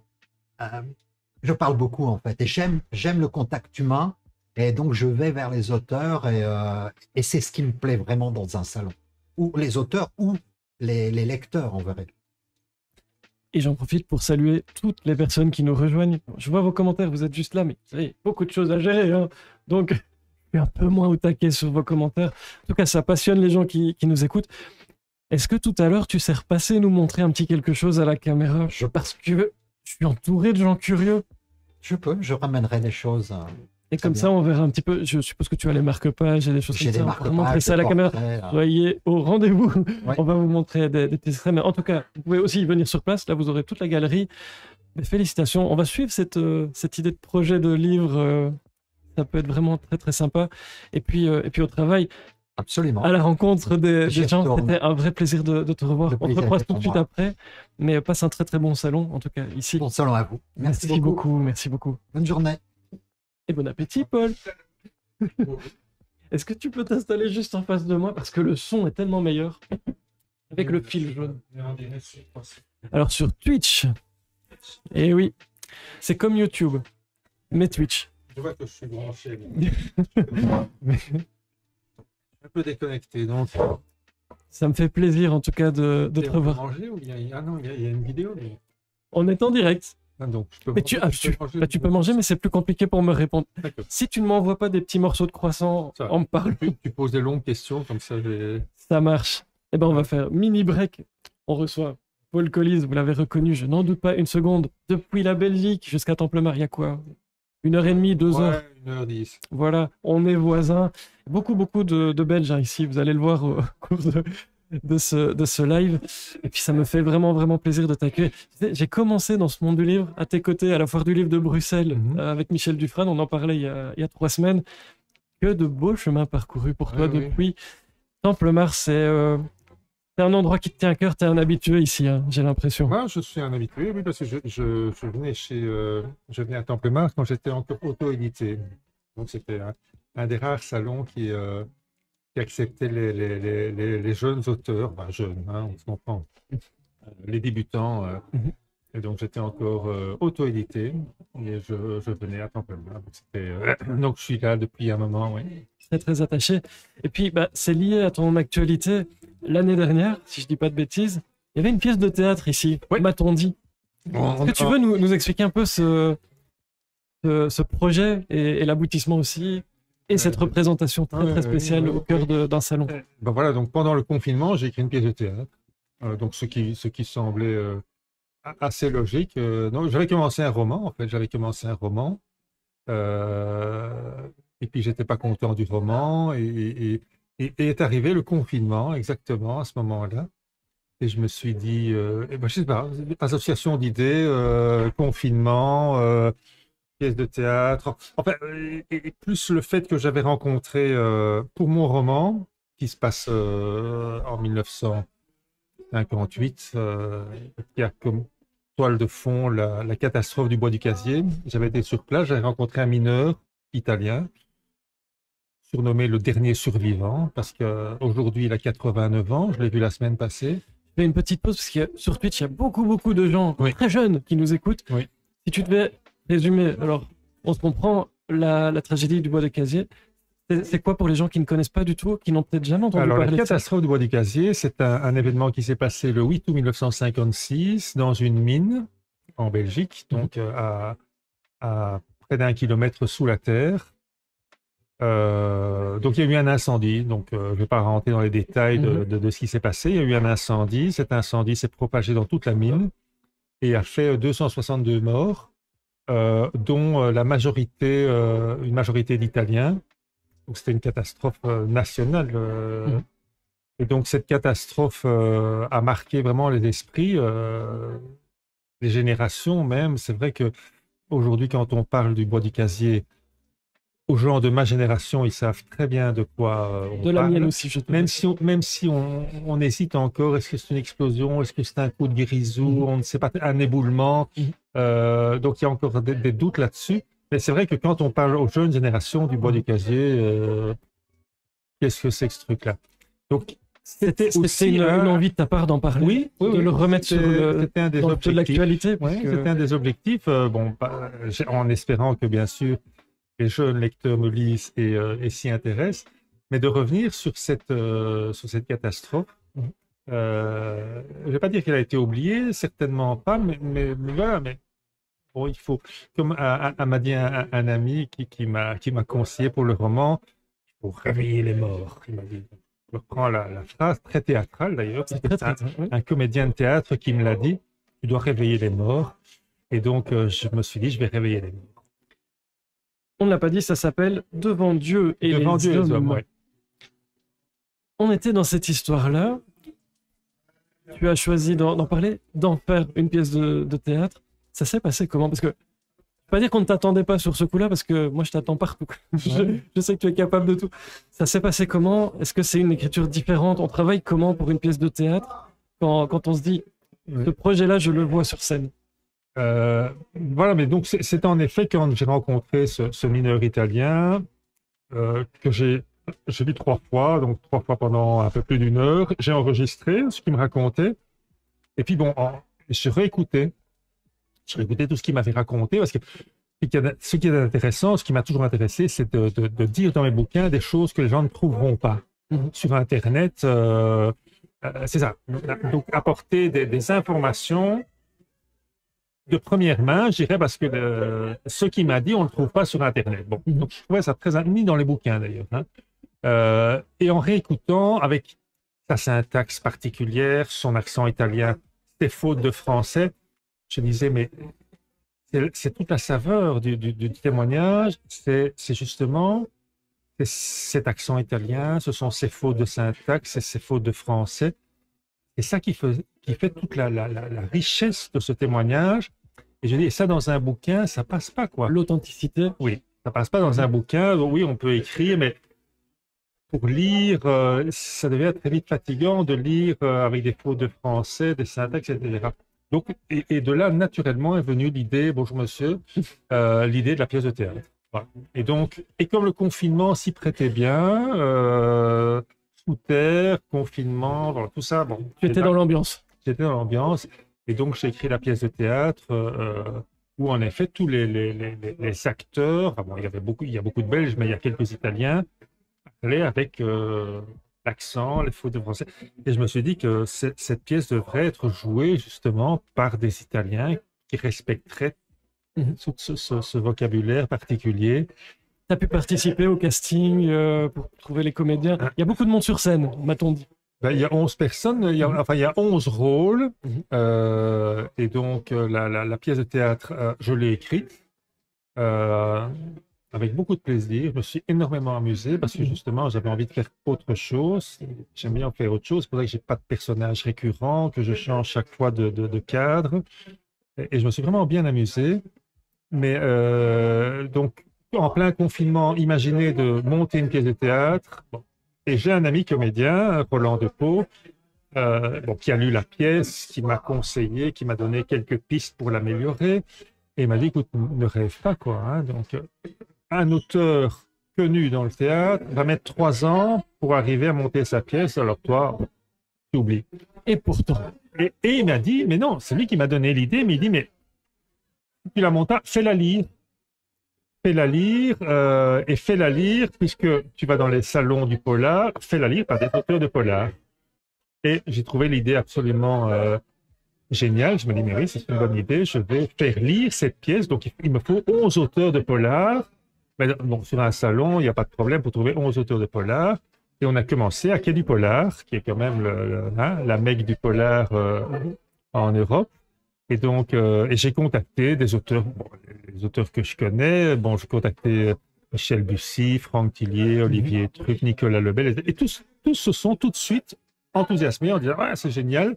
Pourquoi? Parce que c'est vrai, dans les salons, bon, il y a les séances de dédicaces, il y a les tables rondes.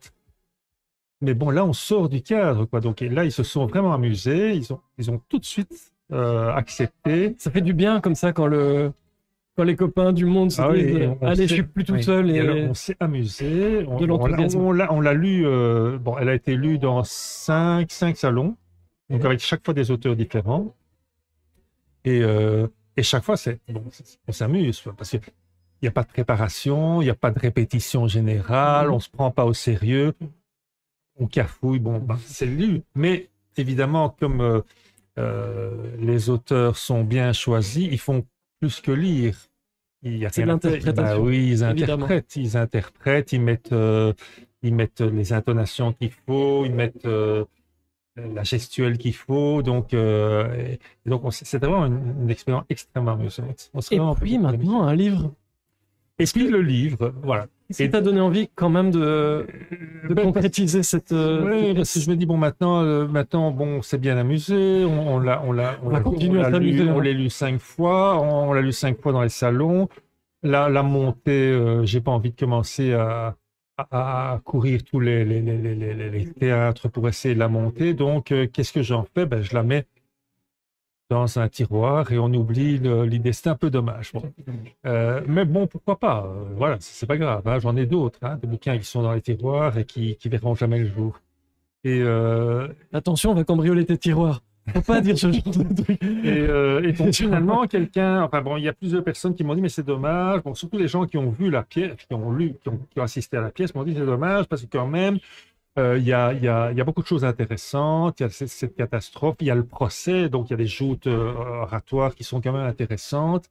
Ce serait dommage de s'arrêter là. Et donc j'ai dit, ok, on pourrait le transformer en roman, pourquoi pas. Et là, une transformation ou c'est le texte de la pièce? C'était compliqué. Enfin non, c'était pas compliqué, parce que bon, j'ai toute la trame du procès, donc toute la trame du procès existe, mais bien sûr, ce qui n'est pas dit dans la pièce de théâtre. Donc, quand on dit dans la pièce de théâtre, il se lève, va vers la fenêtre et se gratte la tête. Bon, donc il faut l'écrire. Et donc, évidemment, c'est la partie difficile. Plus l'autre partie difficile, c'est de dire, et maintenant, qui je vais prendre? Parce qu'il faut quelqu'un qui raconte l'histoire. Alors, est-ce que ça va être un des accusés? C'est une première idée, puis non, je vais plutôt prendre l'avocat de la défense. Mais alors, je suis automatiquement d'un côté de l'autre. Un des jurés, oui, pourquoi pas, un des jurés, c'était pas mal. Mais il doit décider. Et puis, bon, une personne dans la salle, oui, mais bon, quoi. Et puis est venue petit à petit l'idée du journaliste. Oui, le journaliste, c'est bien, il est envoyé sur place, et lui, il va couvrir le procès, qui est devenu la journaliste. Et ça me semblait évident, en 1958, d'envoyer une journaliste sur place, puisque que ça soit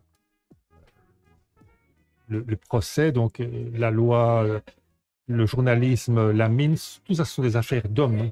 Donc on trouve très peu de femmes. D'ailleurs, je me suis renseigné, donc dans un procès d'assises, il y a 12 jurés masculins, procureurs, juges, avocats, greffiers, tout ça, masculin. Dans la mine, il n'y a pas une femme qui descend. Dans le journalisme, oui, il y avait quelques journalistes femmes qui s'occupaient de la rubrique mode, etc. Donc je me dis, mais c'est parfait, on va mettre une femme là-dedans, et c'est elle qui va couvrir le procès, et on va lui faire jouer un rôle. Et on n'en dira pas beaucoup plus. On va évidemment vous inviter à venir ici à Templemar rencontrer Paul. Une dernière chose, je m'en voudrais, parce que je ne peux pas t'avoir au micro de la boîte sans penser au Belge qui lit. sais pas si tu connais Thibaut, qui est Oui. chroniqueur pour nous. Oui, Et, je l'ai vu, oui. Ah oui, et il rêve de ton livre. Donc, note que je vais venir lui faire une surprise, mais peut-être qu'il nous regarde. Mais Je sais pas. il est dans les librairies, mon livre. Alors, il nous a dit jeudi qu'il avait beaucoup de mal et c'était son énorme coup de gueule. Comme ça, tu sais tout.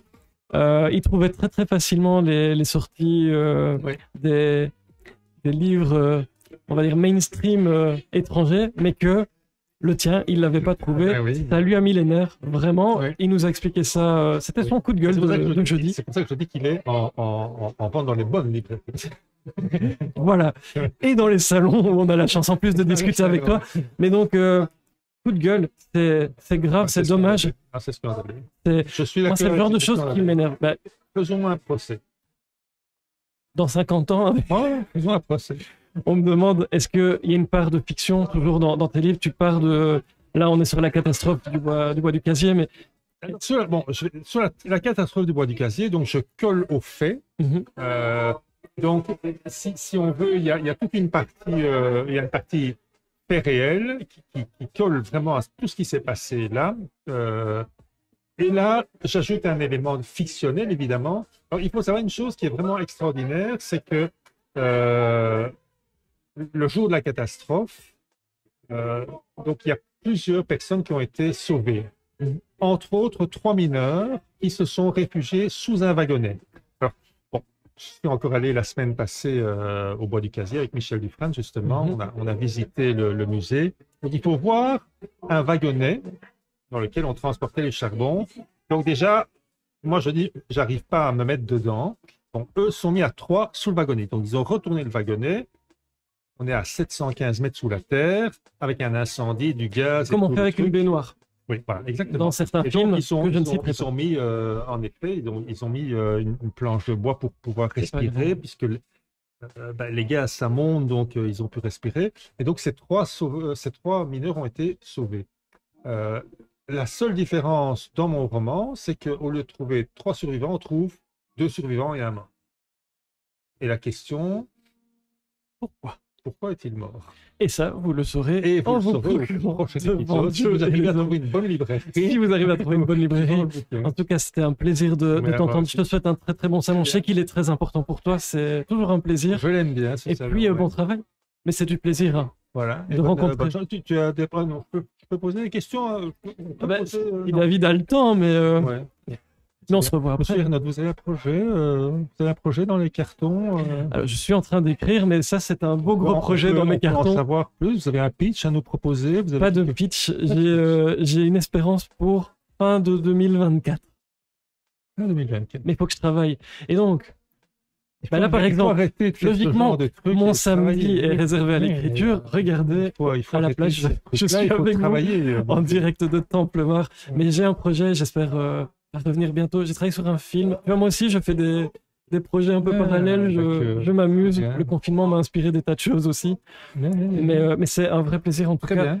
Merci. Devant Dieu et les hommes, n'hésitez pas. Et à très très Voilà, bientôt, à Paul. bientôt, ouais. Très bien. Salut. On ne se quitte plus, j'ai l'impression. Attends, regarde, je vais mettre ton lit. Tu peux te mettre en face si tu veux bien, le micro est bien meilleur. Et tu peux décaler un tout petit peu la chaise vers la porte, comme ça on est au top. Est-ce que vous voyez bien cette magnifique couverture? Je vois que le mot du jour est rencontre. Ben oui, Oui, ça fait plaisir. En vrai, en vrai. on ne se quitte plus, je le disais. Opa Thomas, pour les gens qui n'étaient pas, Voilà. qui n'étaient pas là jeudi, puisque tu étais notre invité jeudi dans la boîte, est-ce que tu peux te présenter en quelques mots? Déjà, on va commencer par là, parce que le public du samedi n'est peut-être pas le même que le public du jeudi. Allez savoir. Donc, David Bello. Qu'est-ce que je pourrais dire? 41 ans, 1m73. Non, non, en plus, j'ai ma femme qui est là dans la salle, donc on va faire On attention. va faire attention à ce qu'on dit. Premier roman pour toi, Premier roman, ouais. Ouais. Donc, après les tableaux, l'écriture. puisque on va rappeler, hein, on parlait avec Joachim de Freitas il y a quelques minutes, il fait des portraits, bah, toi aussi, Ouais. des portraits d'auteurs. Ça se C'est passe ça. comment chez toi? Il y en a accroché partout. Alors, j'ai des murs complets de tableaux et puis je les change de temps en temps parce que c'est vrai qu'au bout d'un moment, voir leur tronche à tous. C'est un peu lassant.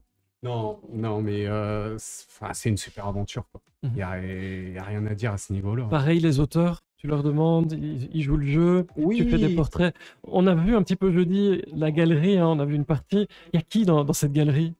Quels sont tes bons souvenirs Les bons dans les auteurs que tu as croqués? Bon, Franck Tillier, évidemment, ça on en a déjà beaucoup parlé. Cédric Cyr, qui était très important. Michel Bussy. Michel Bussy, il m'a reçu chez lui boire le café pour dédicacer son portrait. Alors, même ça, c'est exceptionnel. Ouais. Michel qui m'appelle, qui me dit viens chez moi en Normandie, on se prendra un petit café, et puis il m'a dédicacé le tableau. Ça, j'ai trouvé ça fantastique parce que. T'as un bon accueil. Ouais, et puis de plus en plus, et même là, à l'heure actuelle, j'ai des auteurs sur liste d'attente qui aimeraient avoir leur portrait. Donc, Elle est longue comme le bras, cette liste. il y a quand même 5-6 noms. Alors maintenant, j'explique très vite aux auteurs que j'ai basculé sur les acteurs. C'est vrai. Parce que On parlait jeudi, Philippe Lachaud, par exemple. Philippe Lachaud, j'ai fait Jarry. Là, je suis actuellement sur la bande à Fifi, du coup, Tarek, que j'ai rencontré également, Julien Arruti. Je serais pas contre faire la femme de Fifi aussi, Élodie Fontan. Ça peut être plutôt agréable. Donc, c'est des rencontres sympas, mais ce n'est plus mon objectif premier. Si je fais 2 tableaux par an, ça me suffit. Mon objectif premier maintenant, On va en c'est parler l'écriture. de ton objectif premier. Premier roman, Hop à Thomas. De quoi parle ce livre? D'une ville, tout d'abord.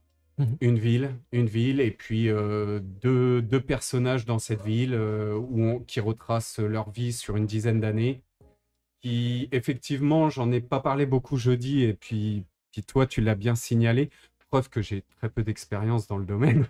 Ça vient en pratiquant. Donc, cet élément de culpabilité, effectivement, que ressentent ces 2 personnages tout au long, qui va les conduire au pire, qui est en direction du suicide, finalement. Voilà. Ambiance très, très, très angoissante. Hop à Thomas, tu disais, l'Office du tourisme vous conseille de ne pas vous y arrêter. Voilà. C'est un peu ça pour que les gens qui nous écoutent aujourd'hui se rendent compte. C'est pas l'endroit le plus accueillant. Non. Pourquoi tu nous as fait une ville pas accueillante? Peut-être un côté sadomaso qui ressort. Non, mais moi, c'est les ambiances que j'aime. On en parlait. Moi, j'aime les films d'horreur, j'aime les films qui se finissent mal. J'adorais Negan dans Walking Dead, et puis les scénaristes en ont fait un gentil. Il me fait chier maintenant, c'est un truc de fou. Alors que j'adorais ce mec. Enfin, voilà, quoi. J'aime le caractère, j'aime que ça finisse mal. Voilà. Et alors, on parlait dans ce livre beaucoup de références à un auteur inconnu qui a écrit quelques livres. Il habite dans la région du Maine, si je ne me trompe pas. Ça. On retient mal son nom en plus. Complètement, c'est très dur à prononcer. King. Stephen King. Ouais, voilà, c'est ça. Ça te fait quoi quand on relit ce que tu as fait avec Hop à Thomas à des références de Stephen King? Je vais pas trop en dire, mais on a parlé jeudi d'une voiture, on a parlé de... Je sais que dans la 4e, on parle de Derry. Oui. C'est quelque chose d'assumé, clairement. Oui. Ça représente quoi pour toi, ce lien avec le maître de l'horreur? Ça fait super plaisir, hein, de toute façon, et puis je le revendique, puisque c'est ce que j'aime. Je vais pas me travestir, entre guillemets, à faire quelque chose qui n'est pas moi. Moi, j'aime les bouquins de Stephen King, j'aime cette ambiance, j'aime les ambiances de séries à la Stranger Things, ce genre de choses. C'est vraiment ce qui me plaît le plus. J'adorais X-Files. X-Files, où t'as une enquête à chaque épisode. On sait qu'il y a un extraterrestre ou un mystère un peu ésotérique et tout ça. Et au final, on n'a pas le dénouement. Il n'y a aucune enquête qui se termine. J'adore ça. Ça, c'est vraiment côté un peu, on reste sur sa fin. Ouais, et puis... c'est comme si tu arrêtais ta réponse maintenant. Ils sont hyper frustrés, les gens. Mais ne fais pas ça. Hein. Je vais même aller plus loin. Tu sais, le truc où tu lis le dernier mot et puis tu te dis, je suis comme un con. je sais plus. Je me retrouve comme un con. Tu vois. Et mon prochain bouquin, j'ai l'éditeur qui m'a dit ça. Il m'a dit, j'ai lu le dernier passage de l'épilogue, et là, je me suis dit, je me suis retrouvé comme un con, quoi. Je savais plus quoi penser. Et là, j'ai dit, bah, j'ai gagné. Si tu as ressenti ça, c'est que ça a marché. J'ai gagné. Puis on voit le fleuve aux 1000 morts. Ouais. Là, en sous-titre. Tu peux nous en dire un mot? Parce que c'est aussi mystérieux, ça fait partie de ce livre. Voilà, donc, alors le fleuve aux 1000 morts, c'est un fleuve qui entoure la ville d'Opatoma, qui la sépare du reste du monde. Il n'y a qu'un seul pont pour le traverser. Et les 1000 morts viennent d'une légende d'après le fondateur de la ville, qui, en découvrant les lieux, avec une colonie de 1000 colons, devait traverser ce fleuve pour découvrir de nouveaux horizons. Et on a 1000 colons qui ont péri dans ce fleuve. Et le fondateur est le seul survivant, et il a réussi à traverser le fleuve en enjambant le corps de 1000 colons. D'où le nom du fleuve aux 1000 morts. Alors, premier roman, on disait, toi tu es entré dans la lecture et puis dans l'écriture un petit peu aussi par l'audio-livre, on en parlait, c'est toujours important. Uniquement le livre audio. Beaucoup de livres écoutés. Oui. Et ça te fait quoi aujourd'hui d'arriver à Templemar, ici au salon, et te dire, bah, je vais dédicacer mes livres? Ah, mais... Quand tu vois d'où on en parlait jeudi, tout le parcours, ça fait quoi aujourd'hui d'être à Templemar? C'est un truc de fou. J'en parlais il y a 5 minutes avec Nico. J'ai la chance d'être à côté de Nico Takian. Et Nico Takian, je l'ai vu ici en 2020 pour lui faire dédicacer son portrait. Et je lui ai dit, tu te rends compte, 3 ans après, je suis assis à côté de soi. C'est pas un truc de fou, sérieux. Si tu veux lui faire peur, tu lui dis que dans 1 an, t'es à sa place. C'est bon, ça. Je vais te glisser. Tu vas te glisser discrètement. Mais c'est quoi qui est important pour toi ici? C'est rencontrer les lecteurs, faire découvrir ce que tu as fait. Tu disais, quand j'écris et quand tu as inventé cette histoire, c'était pas pour faire semblant. Tu voulais écrire un très très bon livre. Et tu as écrit un très très bon livre. C'est normal d'être ici, de rencontrer les gens. C'est là où tu voulais être. Exactement. Ah, ouais, parce que j'adore les gens. J'adore tout le monde. Tu pourrais même me traiter de tous les noms que je t'aimerais quand même, tu vois, parce que... Je vais pas le faire. Non, oui, mais je m'en fous. En fait, je m'en fous. J'ai un mélange dans ma personnalité entre je me fous de tout et du coup, j'aime beaucoup les gens. Et là, rencontrer des gens qui viennent me voir, même si on vient et qu'on me dit que le bouquin était de la merde, alors dans un premier temps, je vais me dire, c'est le gars qui a rien compris. Non, je plaisante. C'est pas grave. C'est pas grave. On discute ensemble, on échange, on prend un café, on boit une bière. Je m'en fous. Parce que tu peux pas lui faire de mal parce que vous voyez les roll-up, il y a quand même beaucoup de policiers autour. Oui. Donc, si quelqu'un vient critiquer votre livre, c'est pas l'endroit idéal pour se venger. Faut le faire dans un livre. Ouais. Mais ce qui m'intéresse vraiment, ouais, c'est le contact humain. Et d'ailleurs, ça a été ma première chose quand j'ai cherché une maison d'édition, c'était d'avoir un vrai contact humain avec l'éditeur. Voilà. Je reviendrai pas sur LBS. Je suis très content d'être chez Tornado. J'ai vu que tu l'annonçais oui. le vendredi, hier. C'était prévu. Voilà. C'était prévu. On avait vu parce que... Alors, j'ai signé au moment où Opatoma est sorti, donc on a quand même décidé ensemble que c'était pas le moment de l'annoncer alors que le livre venait de sortir chez LBS.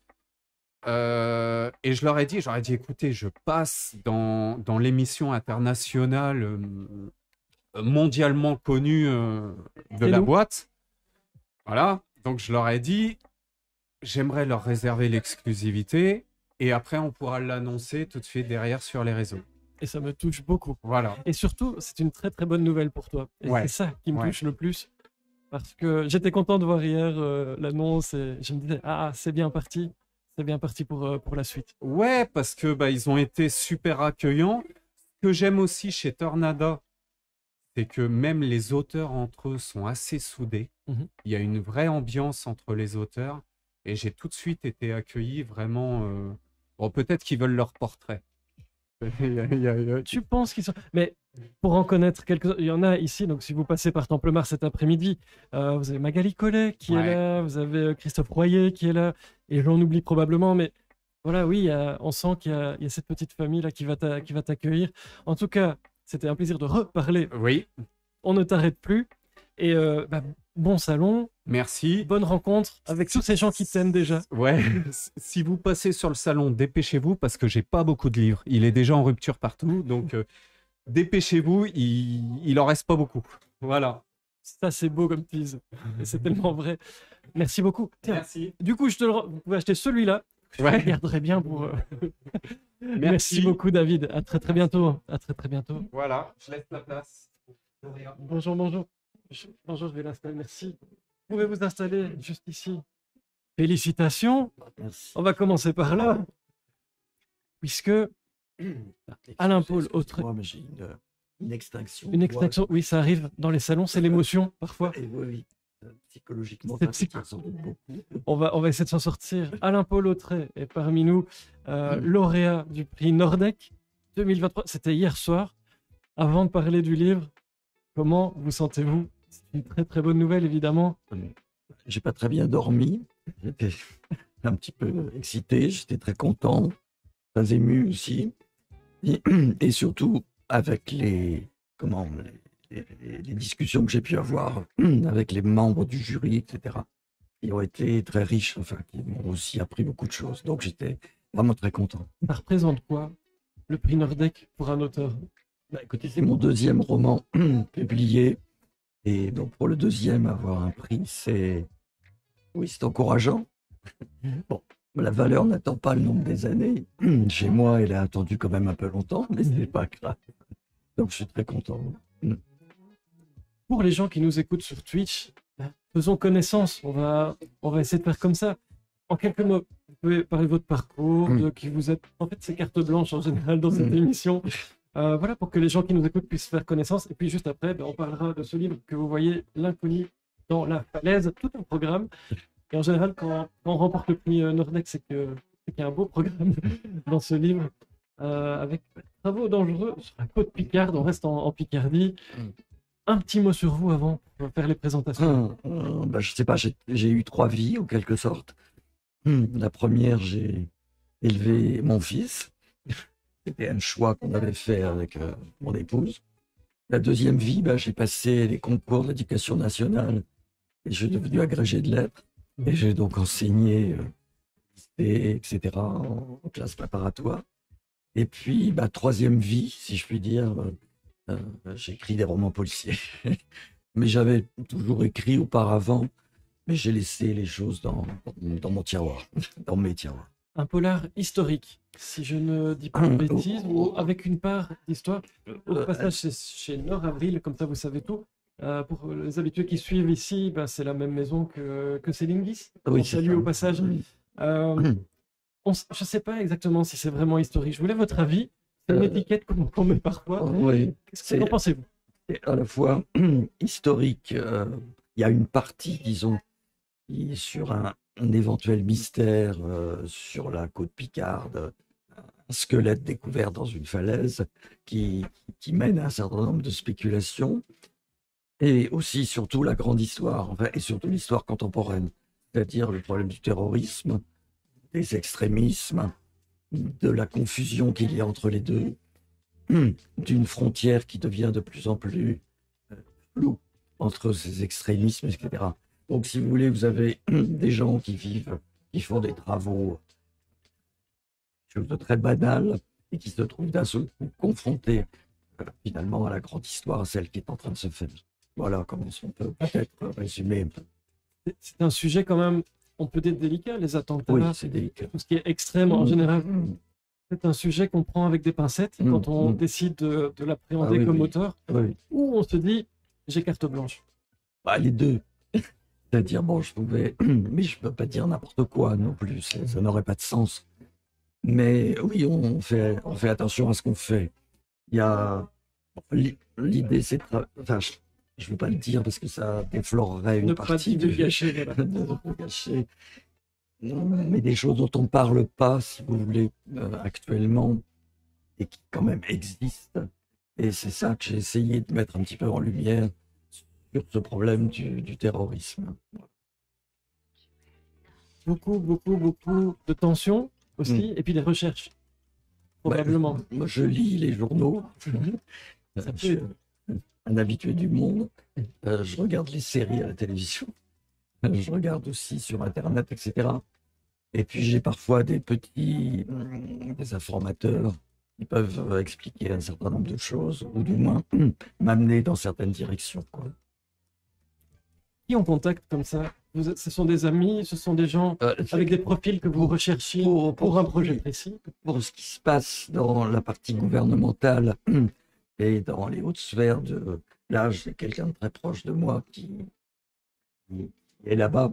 Donc j'ai pu avoir un certain nombre de renseignements, non pas, si vous voulez, sur ce qui se passe d'un point de vue politique ou autre chose, mais le décorum, si vous voulez, c'est-à-dire pour essayer de ne pas dire de bêtises de ce côté-là. Sinon, non. C'est plus la lecture des journaux ou la lecture de l'information. J'en ai discuté, je l'ai dit déjà, discuté avec des membres du jury, gendarmes et policiers qui m'ont dit qu'il n'y avait pas d'erreur. Donc, tout va bien. C'est déjà plutôt bon signe. Hauts-de-France, c'est important que ça se passe dans cette région. C'est-à-dire que j'aime beaucoup la côte Picarde, et le point de départ, ça a été ça. Ça a été la côte Picarde, et en particulier le bois de Cise, qui est vraiment une petite station nichée dans les falaises, là, et que je trouve pleine de charme. Donc c'est à partir de là qu'est né dans une maison qui appartient à des amis, et que j'ai utilisé indûment pour mon personnage. Et c'est à partir de là, si vous voulez, que la chose a démarré. Le point de départ, souvent, c'est quelque chose comme ça, quelque chose d'insignifiant, si vous voulez. Et petit à petit... Et ça se construit avec un plan? Oui, c'est-à-dire le début et la fin. Et entre les deux, un gros mystère. Entre les deux, il y a les recherches, le plaisir de construire un certain nombre de choses, de repartir en arrière, bref, toute une cuisine que je trouve fascinante. Merci beaucoup pour les follow au passage. Je vois que vous êtes très nombreux, ça me fait plaisir de partager cette journée en direct de Templemar avec vous et puis nos invités. On va pas trop en dire sur l'histoire, ce serait dommage. On peut faire par contre, c'est parler des personnages. Si on en prenait un au hasard ou pas au hasard, lequel auriez-vous envie de nous présenter pour les personnes qui nous écoutent? Le personnage qui démarre l'affaire, c'est-à-dire Jean-Baptiste Legrand, qui était déjà d'ailleurs le protagoniste de mon roman précédent qui était paru chez Ravet-Anceau, Le disparu du Jimmy's, qui était fusé. Mais ce personnage, oui, c'est le personnage récurrent. Mais ce qui m'intéressait beaucoup, c'est que justement, ce personnage n'est pas policier, n'est pas gendarme. Et comment, donc, à partir de quelqu'un qui n'est pas dans la chose, finalement, il peut intervenir et il peut mener, en quelque sorte, à une solution grâce à cette déduction, etc. Et aussi à ses amis, forcément. Parce que parmi ses amis, il y a un ancien élève qui est devenu gendarme et d'autres amis qu'il a fait. Ça fait quoi, ça représente quoi d'être ici à Templemar pour dédicacer les livres avec toutes les personnes qui se trouvent dans la salle juste en face de nous? Ça fait quoi pour un auteur? Ça fait très plaisir. D'abord le fait qu'effectivement on vienne vers vous. C'est pas toujours facile dans les salons parce que quand on n'est pas connu, les gens passent et voilà. Donc là, effectivement, le fait d'avoir le prix, ça porte beaucoup. Et surtout le plaisir, effectivement, de parler avec les lecteurs. Bon, je suis pas quelqu'un qui parle beaucoup, la preuve. Donc, le salon est sur une seule journée, oui. En tout cas ici. Donc, on va croiser les doigts pour que ça tienne. Ce sont des échanges. Et c'est pas toujours facile d'entamer la discussion avec les personnes qui visitent. Non, parce que souvent les personnes qui viennent vous voir n'ont pas lu le livre. Donc c'est difficile. Là, c'est pas le cas parce qu'il y a des membres du jury ou des gens qui l'ont déjà lu. Donc c'est intéressant d'en parler. Mais sinon, j'avoue que je suis pas très doué pour vendre mon propos, si vous voulez. Donc, c'est d'expliquer un peu. Il y a un membre de jury, une gendarme, une commandante, qui me disait quelque chose hier. C'est que quand on le lit, l'histoire est claire, mais qu'ensuite, on n'arrive pas à la résumer. Et j'ai trouvé ça extrêmement intéressant. Puis c'est un petit peu ce que je fais. C'est souvent quand on est embarqué dans une histoire, on vit l'histoire et puis après, et on peut rappeler au passage, puisqu'on est des habitués des salons quand même, ce n'est pas grave d'aller parler à des auteurs si vous n'avez pas lu leur livre. En fait, on adore ça. On adore bavarder avec vous. Donc n'hésitez surtout pas quand vous allez dans un salon à entamer la discussion. A priori, personne ne vous menacera et vous obligera à acheter, mais ne serait-ce que discuter, ça fait toujours plaisir. Et de voir tout ce travail. Encore une fois, félicitations pour ce prix. Merci. Profitez bien de cette journée avec toutes les personnes qui vont nous rejoindre pendant la journée. Et puis, je vois l'heure qui file. Est-ce que vous vous amusez bien? On va faire notre petite pause dîner dans 2-3 minutes, j'ai l'impression. Et on se retrouve, soyez au rendez-vous, à 13h30. Alors, on va lancer, à mon avis, un tout petit peu avant le chrono, mais à 13h30, soyez au rendez-vous. On est reparti tout à l'heure, cet après-midi, pour 2 heures, à nouveau en direct de Templemars, ce salon merveilleux qui fait l'éloge du polar, et notamment avec ce prix Nordec pour Alain Paulotré, L'inconnu dans la falaise. On se retrouve juste après avoir mangé pour 2 heures avec d'autres invités très nombreux. Vous l'avez vu, c'est une émission spéciale.